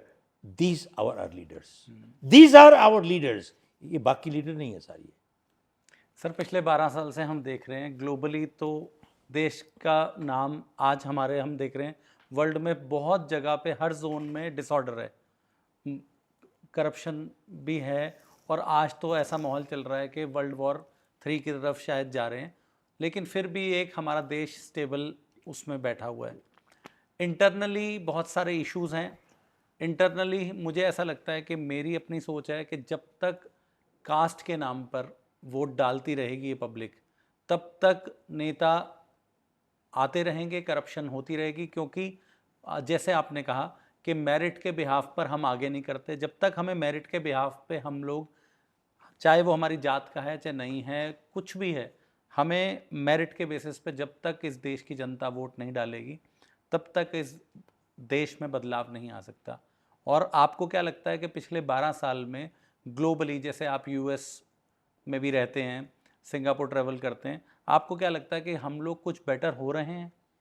सर 2-3 चीज़ें आपने बात की कि हम एक पीसफुल एरिया में बैठे हुए हैं, बाकी सारी जगह पर वॉर चल रही है। एक छोटी सी कहावत है, absence of war does not mean peace. दोबारा से, अच्छा, जहाँ पर पानी शांत होता है इसका मतलब ये नहीं कि वहाँ मगरमच्छ नहीं है। सुनते हो मेरी बात? जी। You see, just because the water is silent does not mean there are no crocodiles. And absence of war does not mean peace. तो इस वजह से पहली तो ये बात सुनो आप, वेरी क्लियर। हम कहाँ बैठे हैं? एक ज्वालामुखी पे बैठे हैं जब उबरता नहीं तब तक बैठे। अरे आराम से बैठे हुआ, तो जब उठेगा तब अगली पिछली सारी ले जाएगा। तो बात ये है 1947 से पहले किसी ने कभी नहीं सोचा था कि एक हफ्ते में जो हाल हो जाएगा और 20 लाख 30 लाख आदमी मर जाएंगे और इधर भागा दौड़ी हो जाएगी। और लोगों ने अपने इतने बड़े बड़े घर बना लिए थे लाहौर में, और हमारे परिवार भी तो डिस्लॉज हुआ। तो किसी ने नहीं सोचा था कि ये होने वाला है। बट एनीवे, छोड़ो आप। तो एक तो ये बात हो गई। अब दूसरी बात आप कह रहे हो कि जब तक जात के ऊपर आज होड़ है सबसे बड़ी कि लोग बैकवर्ड बनना चाहते हैं और लोग कहते हैं इसी में हमारी होड़ है कि मैं आपसे ज़्यादा बैकवर्ड हूँ, I am bigger more backward than you. अब इसी की लड़ाई चल रही है, आई एम बिगर बैकवर्ड। आप ओबीसी हो, I am MBC, MBC mean most backward, MBC मैं एमबी हो गया, मैं और बैकवर्ड हो गया, तो और इससे ज़्यादा और बैकवर्ड हो गया। आज यही हो रहा है साहब, लोग आगे बढ़ते हैं, हम इसी के अंदर we take pride in going backwards. How silly. अब आपका सवाल था कि जब तक जात पे वोट देंगे ऐसे होगा। सर एक बात रुको, इसका समाधान क्या है? समाधान ये है, मैंने पीआईएल फाइल किया है नोटा का, और बाय द वे 20 साल पहले जब नोटा इशू हुआ था वो भी मेरी पिटीशन थी 20 साल पहले। तो हमारी जुडिशरी, जिनको इंटेलेक्ट कहा जाता है, उनके दिमाग में उन्होंने नोटा का नाम डाल दिया बैलेट पेपर पे। लेकिन अब नोटा जीत जाए तो कुछ नहीं होता, लेकिन अब क्या कहें इस जुडिशरी को जो 20, 25, 30 साल लगाती है यहां पर बैठ के। बॉटम लाइन, आज स्थिति यह है कि एक दुविधा में लोग फंसे हुए हैं। वोट करने जाते हैं तो किसको वोट दें? कोई क्रिमिनल है, कोई फलाना है, कोई ये है, कोई वो है, फलाना है, या और नहीं वोट देते तो आप अच्छे नागरिक नहीं हो, वोट आपका करना है, आपको देना चाहिए, अधिकार है, अधिकार और फर्ज भी है। तो फिर जाके किसको वोट दिया जाए? तो क्या करते हैं, या तो जात पे ठप्पा लगाते हैं, या उनमें से जब से सबसे कमजोर क्रिमिनल है उसको जिता देते हैं। चोर और डकैत में चलो चोर को दे देते हैं। अच्छा, ना अभी वो भी आगे नहीं है ना। अब हुआ क्या कि जो सबसे कमजोर क्रिमिनल है उसको जिता दिया, अब उसको पावर मिल गई, अब वो सबसे बड़ा क्रिमिनल बन गया। ये डेमोक्रेसी है? क्या आप चाहते थे उसको जिताना? क्या वो रिप्रेजेंट करता है आपको? Is this democracy? This is the biggest nonsense and joke on democracy, biggest joke. तो मैंने कहा है कि साहब नोटा को आप एक कैंडिडेट के समान ट्रीट कीजिए। अगर नोटा जीत जाता है तो जितने कैंडिडेट उस कॉन्स्टिट्यूंसी से हैं उन सबको उस एक कॉन्स्टिट्यूंसी से और उस एक इलेक्शन के लिए और एक आने वाले इलेक्शन के लिए डिस्क्वालीफाई करके बाहर कर दो। आपका कॉन्स्टिट्यूशनल राइट है खड़े होना, उनका कॉन्स्टिट्यूशनल राइट है आपको रिजेक्ट करना, कर दिया, बाहर जाओ आप। री-इलेक्शन हो सर, री-इलेक्शन तो होनी है ना, because constitutionally you have to.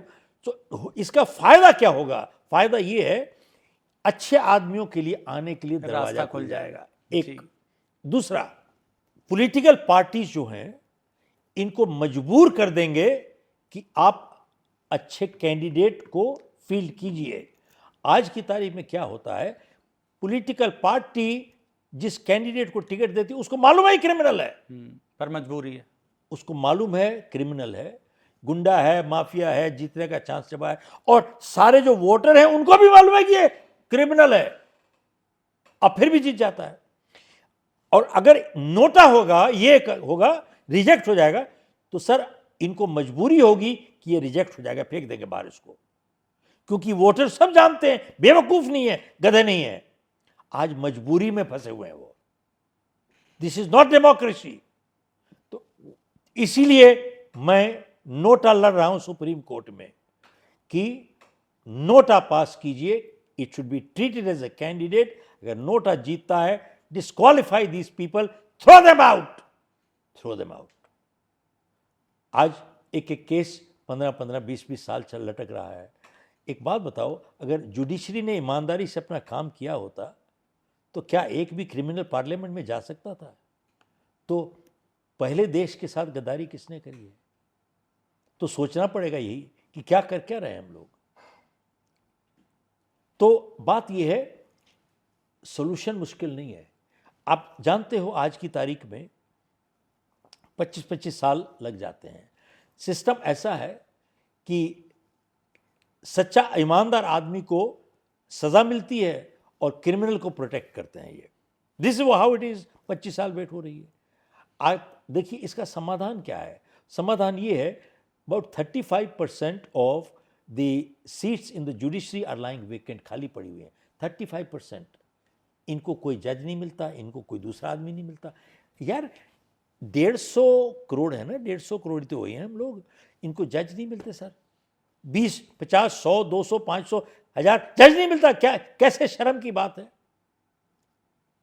अच्छा, और एक और बात बताओ, जहां पर जिस 5.5 करोड़ केसेस पेंडिंग पड़े हैं और जिस तरीके से नए आ रहे हैं, और अगर पटवारी के केस भी जोड़ दिए जाए ना तो 10.5 करोड़ केसेस हैं, 10.5 करोड़।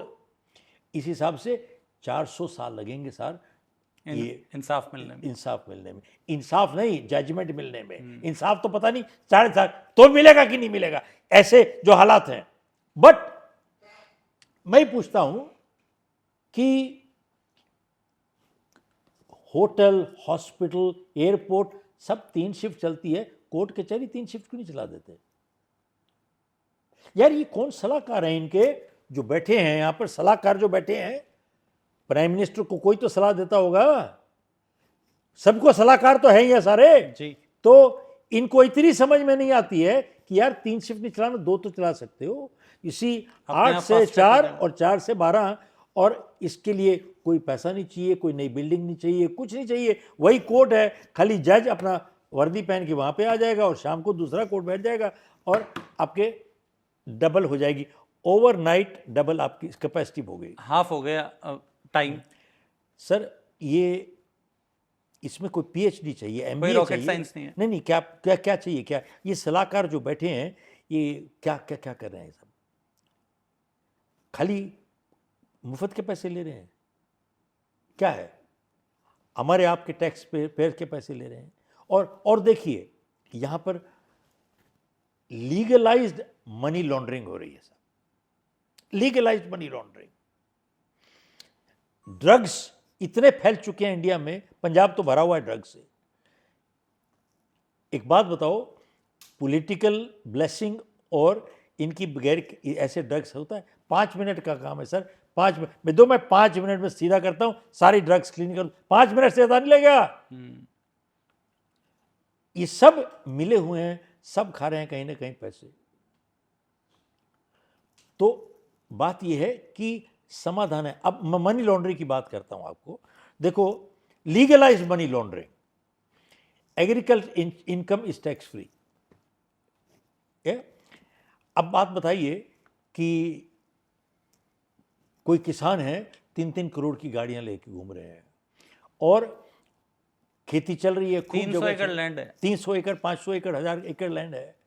तो बात यह है कि आपकी एग्जाम्पशन, मेरी एग्जाम्पशन कितनी है? 5 लाख है या 12 लाख है? हमारी एग्जाम्पशन 12 लाख है, इनको 22 लाख दे दो भाई, किसान को 22 लाख दे दो आप।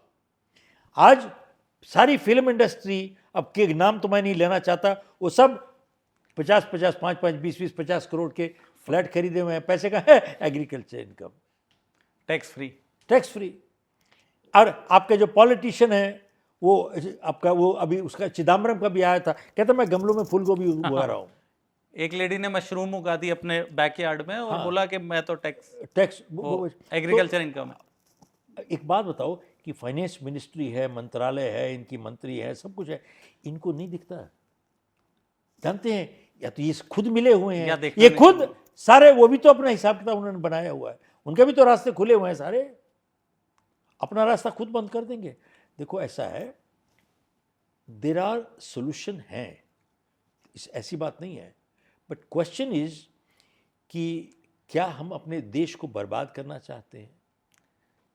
What do we want to do? Intentions are missing. Intentions are missing, sir, और कुछ नहीं है। और उसके लिए दुख की बात यह है कि हमारे देश की जनता, हमारे देश का यूथ रो रहा है, बेरोजगारी में फंसा हुआ है। और आपने एक और बात कही थी भ्रष्टाचार की, मैं कहना चाहूँगा कि आपने कहा था कि कहीं बाहर भ्रष्टाचार नहीं है जरूर है। जापान में भी था, वहाँ पर 70-80 सालों में 2 या 3 प्राइम मिनिस्टर को पकड़ा था इन लोगों ने विद करप्शन, और उसके बाद आधे घंटे के बाद वो कहाँ पे था, वो जेल के अंदर चला गया, परमानेंट गया। उसके बाद किसी ने सुना नहीं उसका। यहाँ पर तो क्या होता है, और बड़ा नेता बन जाता है। बट मैं आपको एक फ़र्क बताना चाहता हूँ जो आज आपको लेके जाना चाहिए सबके लिए। अपराध में भागीदार होने में, ये करप्शन का मैं फ़र्क बता रहा हूँ कि बाहर देशों में हमारे देशों में क्या फ़र्क है। अपराध के भागीदार होने में और अपराध के शिकार होने में फ़र्क है। मैं एक लाइसेंस के लिए अप्लाई करता हूँ, आप भी करते हो, आप हकदार हो, आप क्वालिफाइड हो, आपको मिलना चाहिए, लेकिन मैं तीसरे आदमी को रिश्वत देके आपको फेंक देता हूं बाहर। मैं क्या बन गया, भागीदार, आप क्या बन गए, शिकार, अपराध के शिकार बन गए। अब ये तो लाइसेंस की बात है। अब जीवन मरण की बात करो। आप जा रहे हो, आप देखते हो किसी को चोट लगी हुई है, खून गिर रहा है, उठाते हो, ले जाते हो अस्पताल, कोई पूछने वाला नहीं है। लेकिन आप किसी को रिश्वत दे दो, 2 मिनट में ले लेगा वो। आपका उसूल कहता है मैं रिश्वत नहीं दूंगा। क्या आप उसको मरने दीजिएगा या रिश्वत दीजिएगा? साहब, मैं पब्लिकली कहता हूं मैं रिश्वत दूंगा, मैं रिश्वत दूंगा। अब मैं आपसे पूछता हूं, क्या मैं अपराध का भागीदार था या मैं अपराध का शिकार बन गया? मेरा सिर्फ एक बात कहना है कि हिंदुस्तान की जनता 99% सच्चे और ईमानदार हैं, अपराध में भागीदार नहीं है, अपराध के शिकार बन चुके हैं। आज मजबूरी हो चुकी है, ना चाहकर भी पाठ बनना पड़ता है उसका। क्योंकि अगर ठीक रूट लेते हैं तो काम होता नहीं है। एंड में बहुत सारे लोग हैं, बड़े बुजुर्गों से भी सुना है कि अगर नहीं वो तो देना ही था कि इतने पैसे दिए, खत्म हुआ। देखो सर, एक बहुत फ़र्क हो गया है। वो ज़माना चला गया कि जिसको कहते थे ब्राइबिंग इज स्पीड मनी, मेरे को काम जल्दी कराना है तो मेरे को पैसे देने पड़ेंगे। Today bribing is not speed money. आज ये फिरौती है, इट इज़ ब्लैकमेल। नहीं दोगे तो तेरी बिजली काट दूंगा, नहीं दोगे तो पानी काट दूंगा, नहीं दोगे। आज ब्लैकमेल हो रहा है, गुंडागर्दी हो रही है, आज माफिया हो गया बन। There is a difference between speed money versus blackmailing. There is a big difference. Sir, अब मैं वापसी आता हूँ जिस टॉपिक पे आप इतने साल लोगों को मोटिवेट करते रहे। यू कैन विन की फिलॉसफी अपनी यूथ में कैसे डाली जाए, बच्चों में कैसे इनकलकेट करी जाए ये हैबिट कि आपको पता होना चाहिए कि आप जीत सकते हैं। एक बात बताऊं आपको, जीत हार जिंदगी में हर एक की जिंदगी में लगी है, और हर जो सफलता की कहानी के पीछे असफलता छुपी हुई है, हर असफल। तो बात यह है, आज एज पेरेंट्स हम अपने बच्चों के साथ we are doing a disservice to them. हम खाली उनको 2 चीज सिखाते हैं, succeed and win, succeed and win, succeed and win, succeed and win. We never teach them how to fail and how to lose. But मेरे को एक इंसान दिखा दो इस दुनिया में जो सफल हुआ है, जिसकी जिंदगी में फेलियर ना हो। लेकिन we are teach our children only toward succeed and win. So we have never taught them how to fail and how to lose. But failing is a reality.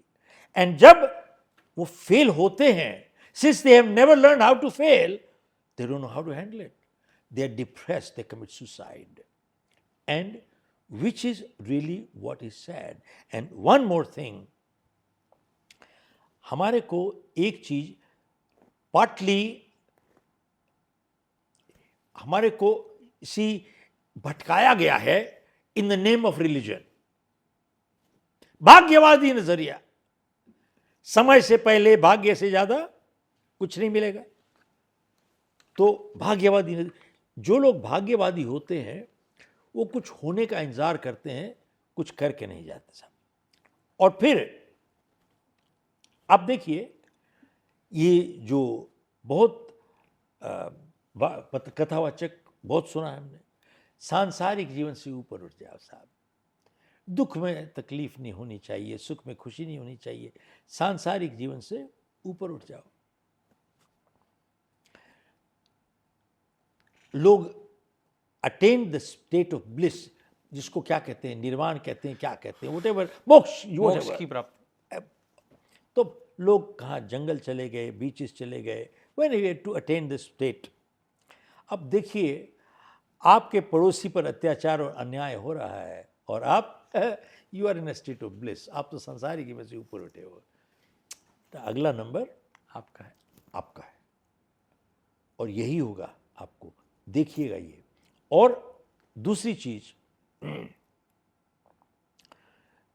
दो चीज गलत सिखाते हैं हम लोग, कहते हैं क्षमा बड़प्पन होता है, बड़ा इंसान ही क्षमा करता है, बेवकूफ भी क्षमा करता है, क्षमा बेवकूफ भी करता है।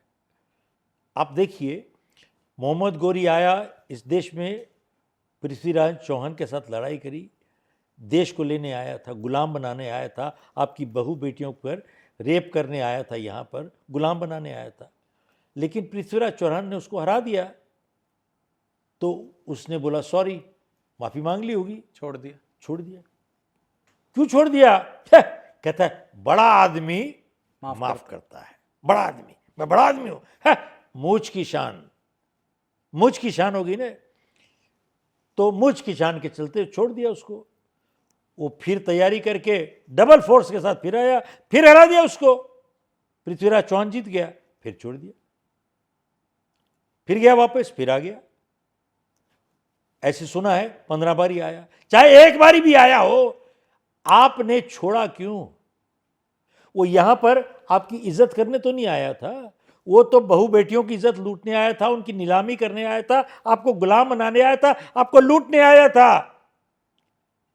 अपनी मूछ की शान के लिए देश का सत्यानाश कर दिया, देश की सिक्योरिटी को कॉम्प्रोमाइज किया, ये कौन सा बड़ापन है? ये बेवकूफी है। इतिहास से यही सीखे कि सीखे कुछ नहीं। और सुनो, भगवत गीता, जब कर्ण का पहिया फंसा हुआ था तो कृष्ण भगवान ने अर्जुन को क्या बोला? मार दो इसको। तो अर्जुन ने कहा कि ये तो भाई है मेरा।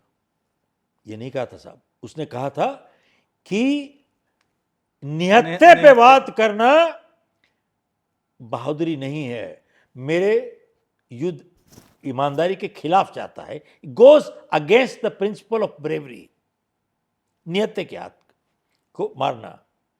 तो कृष्ण भगवान ने क्या बोला? तुम तो ना समझो,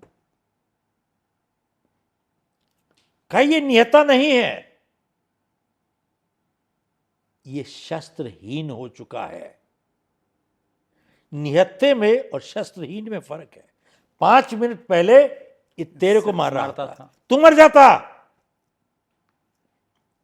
5 minutes ago he was firing at you, you could have been dead. बोले ये निहत्ता नहीं, ये शस्त्रहीन हो चुका है तेरी ताकत की वजह से। फायर मारा, खत्म। क्या हुआ? बोले क्षमा कर दो, छोड़ दो, जाने दो। बोले ना, किस लिए? धर्म युद्ध में कभी समझौता नहीं होता। ये पृथ्वीराज चौहान को नहीं समझ में आई बात। उसके बाद सारा देश गुलाम हो गया, मुगल आ गए, सारे देश लिए, घर को लूट लिया, बहू बेटियों को रेप किया, मंदिर तोड़ दिए, तो सारी दुनिया कर लिया, तो करवा लो काम। ये कौन सी अकल की बात है? कहते हैं बड़ा दिल है। ये बड़ा दिल है, ये बेवकूफ़ी है। सर ऐसा है, कुछ चीज़ें सोचनी चाहिए हम लोगों को, क्या कर रहे हैं, जिन पे कॉम्प्रोमाइज़ नहीं होना चाहिए। कैसे कॉम्प्रोमाइज़ होगा सर? भजन कीर्तन से काम नहीं होता सर। आज हमारे देश में बहुत ज़्यादा चलन हो गया है एस्ट्रोलॉजी, न्यूमरोलॉजी, अच्छा, वो भी शुरू कर दो। बहुत ये बिल्कुल बहुत अच्छी बात कही है साहब ने। एक सबसे बड़ा जो देश को नुकसान पहुंचाया है वो हमारे मीडिया ने पहुंचाया है। आप जब भी टेलीविज़न देखो तो एक स्वामी जी, गुरु जी, स्वामी जी, बाबा जी बैठे होंगे वहाँ पर तिलक लगा के, और वो पूछ रहे होंगे हॉरोस्कोप, नाम बोलो, जन्म तिथि बोलो, कहाँ से बोल रहे हो, जन्म टाइम बोलो। बोले मालूम नहीं।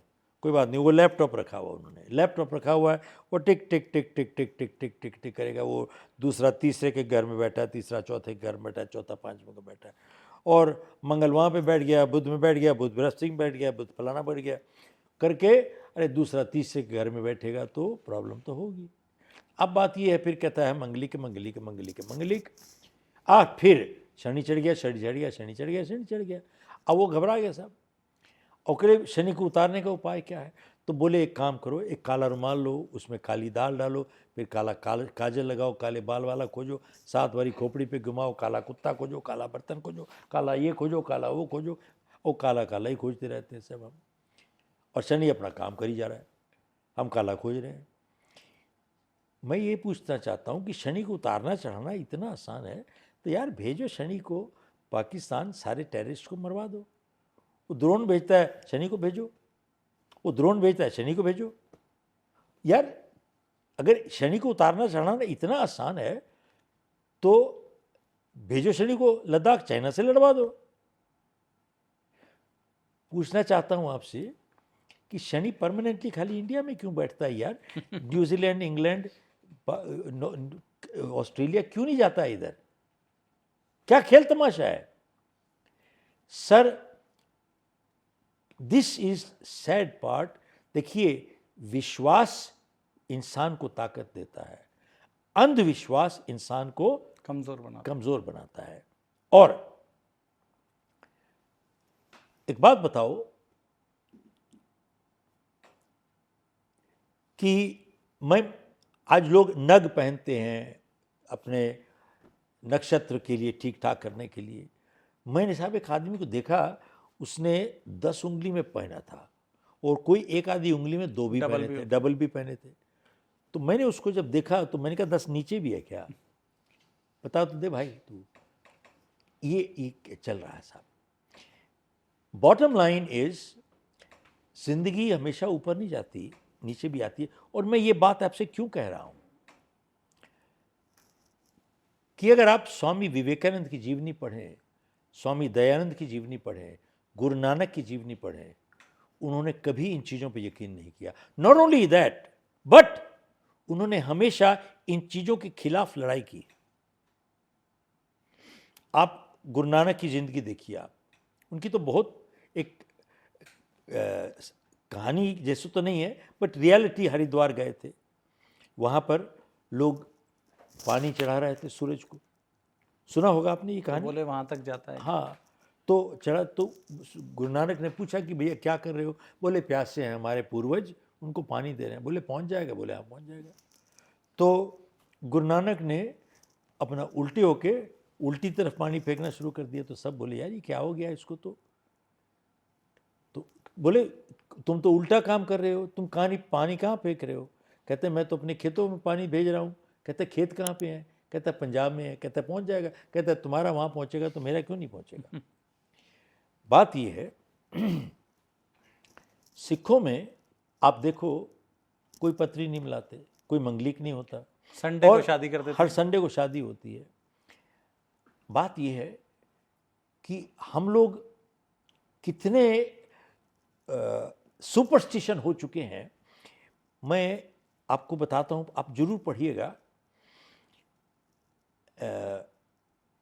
जनवरी 2018 इंडिया टुडे का एक आर्टिकल निकला था, एस्ट्रोलॉजी एंड सुपरस्टिशन।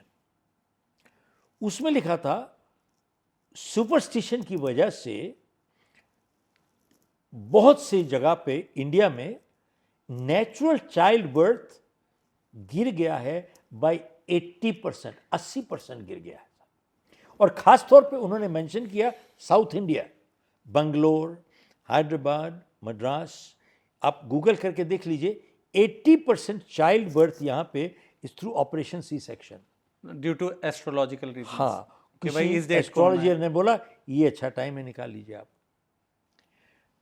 तो बॉटम लाइन आप देखें हम लोग कर क्या रहे हैं। और आज की तारीख में दुख की बात यह है कि बहुत से लोग मंदिर वगैरह में जाते हैं, वहाँ पर आस्था की वजह से नहीं जाते, बल्कि डर की वजह से। ये नहीं करोगे ये हो जाएगा, ये नहीं करोगे ये नहीं चढ़ाओगे ये हो जाएगा, ये नहीं करोगे ये हो जाएगा, ये नहीं चढ़ाओगे ये हो जाएगा। सर ये कर क्या रहे हैं ये? वो ऊपर सौदेबाजी कर रहा है क्या? हमारी तो समझ में नहीं आता, ऊपर बैठे सौदेबाजी हो रही है, ऑक्शन हो रही है, इतना दो इतना मिलेगा, इतना दो इतना मिलेगा, ऊपर से किससे और कौन बात कर रहा है? वहां पर बैठे हैं वो एजेंट बैठे हैं। What rubbish. मैं तो लोगों को कहता हूं कि करोड़ों रुपए जाके मंदिरों में चढ़ाते हो, यार एक फैक्ट्री खोल लो। यहाँ तो खाली वो वहाँ पे पुजारी पंडा बैठा खा रहा है, तो यहाँ पे एक फैक्ट्री खोलो, कम से कम 500 आदमी को नौकरी मिलेगी आपको, किसी का घर चलेगा। समझ में नहीं आती है आपको। तो सैडली इतना अंधविश्वास हम लोगों में पहुंच चुका है। देखो, जिंदगी हमेशा ऊपर नहीं जाती है, नीचे भी आती है। जिंदगी में किसी ने कहीं जब पहुंचना हो ना, तो जब कोई बुरे हालात आते हैं, वो एनालाइज करता है कि अगर ऐसी स्थिति दोबारा से आ जाए तो वैसा ही व्यवहार करूंगा दोबारा से। अगर आंसर इज यस, मीन्स कुछ नहीं सीखे, बट एनालाइज करता है कि मैं इससे ये सीखा हूं और अगली बारी मैं ऐसा करूंगा या नहीं करूंगा, तो ही लर्न्स। बट जिसने कुछ नहीं करना है, वो जब बुरे हालात आते हैं कुछ नहीं करता, कहते हैं मेरे स्टार्स जो हैं मेरे को हेल्प नहीं कर रहे, फेवर में नहीं है साहब, स्टार फेवर में नहीं है और कुछ नहीं। तो वही काम करता रहता है और फिर कहता है मेरी किस्मत खराब है साहब। मैं एक बात बताऊं, I feel very strongly that India में, और जब कोविड हुई थी, कहीं पर ऑल ओवर द वर्ल्ड एक इंडियन कम्युनिटी थी जिसको पूरे दुनिया ने रिस्पेक्ट दी, अप्रिशिएट किया, and which was that was the Sikh community all over the world. क्योंकि सिक्खी 3 सिद्धांतों पर टिकी हुई है, नम जप कीरत कर, वंड शक कीरत कर। नम जप, परमात्मा एक है और निरंकारी है, परमात्मा एक है, निरंकारी है। दूसरा वंड शक, इस बांट के खाओ, जिनके पास नहीं है उनको बांट के दिया जाए। और खीरत कर का मतलब है कर्म कर, कोई काम ईमानदारी से किया हुआ छोटा नहीं होता। आपने आज तक जिंदगी में कभी सरदार को भीख मांगते देखा? पता नहीं क्यों, जानते हो क्यों नहीं देखा? क्योंकि है ही नहीं। इसी वो जूता साफ कर देगा, नाली साफ कर देगा, बाथरूम साफ कर देगा, लेकिन भीख नहीं मांगेगा। ये अहंकार नहीं है, ये कहते कोई काम छोटा नहीं। और सिखों में कोई जात नहीं होती। हर सरदार का लास्ट नेम क्या है? सिंह। हर सरदारनी का लास्ट नेम क्या है? कौर। तो मैंने कहा यार, हिंदुस्तान की कॉन्स्टिट्यूशन बनी है, हम लोग का संविधान बना हुआ है सारा इतना बड़ा, और इतने बड़े हमारी समस्याएं, प्रॉब्लम, कास्ट, फलाना नॉनसेंस, ये वो। मैंने कहा यार, सिक्खी के यही प्रिंसिपल, ये कॉन्स्टिट्यूशन को डिस्कार्ड कर देते ना और खाली सिक्खी के प्रिंसिपल अपना लेते, तो काम तो वहीं से खत्म हो गया था। काम तो यहीं पे। This is what we are talking about. ना कोई जात थी, ना कोई लेना था, कुछ नहीं। आज इन्होंने क्या किया? सिखों को माइनॉरिटी बना दिया, जैन को माइनॉरिटी बना दिया, फलाने को। यार राज को भी बना दो, खेड़ा को भी बना दो माइनॉरिटी, हम भी लड़ेंगे, फिर मारो, लड़ो सड़क पे खड़े होके, हमारे को भी रिजर्वेशन दे दो। क्या व्हाट नॉनसेंस। दे रहे हैं ना सर, करवाई तो रहे हैं यहां पर। सर जान के कर रहे हैं ये लोग। मेरे हिसाब से सरासर गद्दारी है, देश के साथ गद्दारी है। They don't understand what they are doing. हर चीज का एक समाधान, रास्ता निकलता है। ठीक है, जो दुख में, तकलीफ में है, उसको ऊपर उठाना हमारा कर्तव्य है, हमारे को उठाना हमारा फर्ज है। तभी तो ही एक भाईचारा होता है कि it is our responsibility to pick uplift. But जिस तरीके से लोग आज इंसाफ चाहते हैं, खैरात नहीं, लेकिन ये खैरात देके वोट ले रहे हैं। इंसाफ चाहते हैं, खैरात नहीं चाहते। बट ये खाली इलेक्शन का टाइम हो गया, 1,000 दे देंगे, दूसरा कहता है 2,000 दे देंगे, तीसरा कहता है 4,000 दे देंगे, कहता है 6,000 दे देंगे, 10,000 दे देंगे, और देश को बेच रहे हो। अरे तुम्हारे अपने पैसे तो है नहीं, अपने पैसे दो ना भाई। तुम 10,000 की जगह 1,00,000 दो, हमारे को क्या लेने देना। आपके हमारे पैसे जा रहे हैं। सर, हम लोगों को खड़े होना पड़ेगा। अब एक केस मैंने फाइल किया है ना, अब दूसरा मैं कर रहा हूं, और मैं ये आपके जरिए ये कहना चाहता हूं कि आने वाली इलेक्शन में, किसी इलेक्शन में, लोगों को अपने कैंडिडेट से पूछना चाहिए कि भैया नोटा का कानून बनवाओगे तो वोट तुमको देंगे, नहीं तो आज मैं नोटा को वोट दूंगा, तेरे को नहीं दूंगा। आज का वोट नोटा को जाएगा। करवाओगे ईमानदारी से, झूठ भी तो बहुत बोलते हैं वैसे भी, but that is the answer. इन पे कौन भरोसा है, कोई नहीं करता है साहब। ये तो आपने बहुत ही आसान सोल्यूशन दिया। अगर इसको इंटेंशन के साथ किया जाए तो एक बहुत ही अच्छा हमारे परिवर्तन आ सकता है, एक पॉजिटिव बदलाव आ सकता है। सर, मैं अंत में आपसे ये जानना चाहूँगा, आपने लाखों करोड़ों कॉपीज़ भेज दी अपनी किताबों की। यू कैन विन तो हमने भी अपने कॉलेज टाइम में पढ़ी और सारी किताबें पढ़ती रहती हैं। आपने बोला कि winners don't do different things, they do things differently. अलग तरीके से काम करते हैं, वो जीत जाते हैं। आज बुक रीडिंग का कल्चर बहुत ज़्यादा कम होता जा रहा है। सोशल मीडिया कह लें या कुछ और, अटेंशन स्पैन कम है। अटेंशन स्पैन पे भी मुझे ऐसा लगता है कि जब हम बुक रीडिंग करते थे, एक 1.5 घंटा 2 घंटा बुक में खो जाते थे। तो बुक रीडिंग का कल्चर कम होने से आपको लगता है कि इन आने वाली जनरेशन में, आने वाले फ्यूचर में हम लोग ट्रबलसम सिचुएशन में आ सकते हैं? सर, आने वाली जनरेशन को दोषी मत ठहराओ।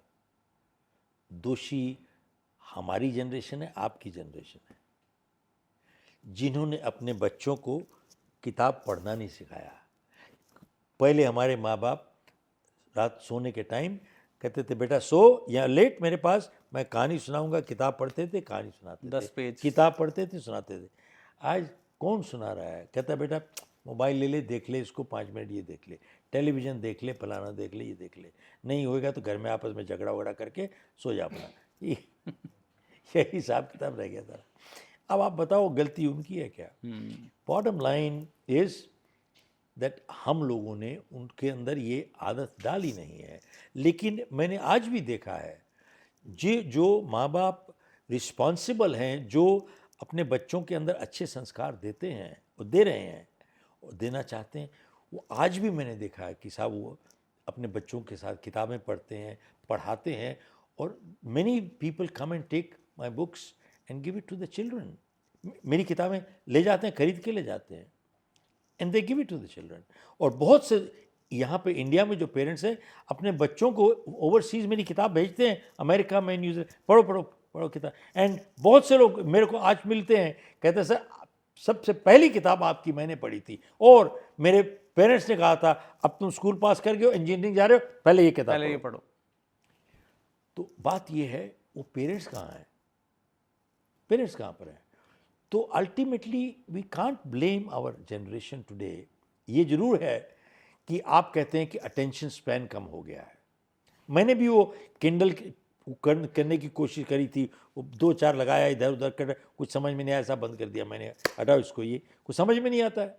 मैं तो किताब पढ़ता हूँ तो अंडरलाइन करता हूँ, साइड में नोट्स लिखता हूँ, क्योंकि एक बारी पढ़ने से काम होता नहीं, दोबारा से पढ़ता हूँ। तो बात ये है, वी नीड टू अंडरस्टैंड। और आप कहते हो कि अटेंशन स्पैन बहुत छोटा हो गया है, ये सर एकदम गलत बात है। अटेंशन स्पैन नहीं है, यू सी योर कंटेंट कमज़ोर हो गया आपका। जिसको कहते हैं ना, आप टेलीविज़न देखते हो, वो फ्लिप करते हैं वहाँ से बैठ के, दे सर्फिंग, चुक चुक चुक चुक चुक चुक चुक चुक, बंदर जैसे ऐसे करते हैं, बंदर घुमा रहा है, समझ कुछ नहीं आ रहा सर, लेकिन बंदर घुमा रहा है जरूर। तो सब कहते हैं अटेंशन स्पैन कम हो गया, 8 सेकंड नहीं है। अब वही जो लड़का किसको कहते हैं आप अटेंशन स्पैन कम हो गया है, मूवी थिएटर में जाता है, ऐसे 2.5 घंटे बंदर बन के बैठा रहता है, देखता नहीं पिक्चर, देख रहा है वहां पिक्चर, क्या हुआ, चुप नहीं हुआ, अटेंशन है वहीं पर, अटेंशन वहीं पर खड़ा है sir. Sir, it is not the attention span that is small, your content is weak. Being strong content कहीं नहीं जाएगा साहब, उसकी खोपड़ी में यहीं पकड़ के बैठोगे आप, कहाँ जाएगा वो? Need to understand what we are talking. तो दोस्तों आज थे हमारे साथ शिव खेड़ा सर। सर ने बहुत सारी ऐसी चीज़ें बताई जिससे हम अपने जीवन में परिवर्तन ला सकते हैं, माइंडसेट कैसे चेंज किया जा सकता है और कर्म करने का कितना बड़ा महत्व हो सकता है हमारे जीवन में, वो सर ने हमें बताया। मैं आशा करता हूँ कि आपको अगर ये कंटेंट अच्छा लगा तो आप इसको अपने बच्चों को, अपने परिवार को ज़रूर दिखाएंगे और मैं कोशिश करता रहूँगा शिव खेड़ा जी जैसे बहुत सारे लीडर्स को, बहुत सारे चेंज मेकर्स को आपको मिलवाता रहूं। धन्यवाद, बहुत बहुत धन्यवाद। Thank you.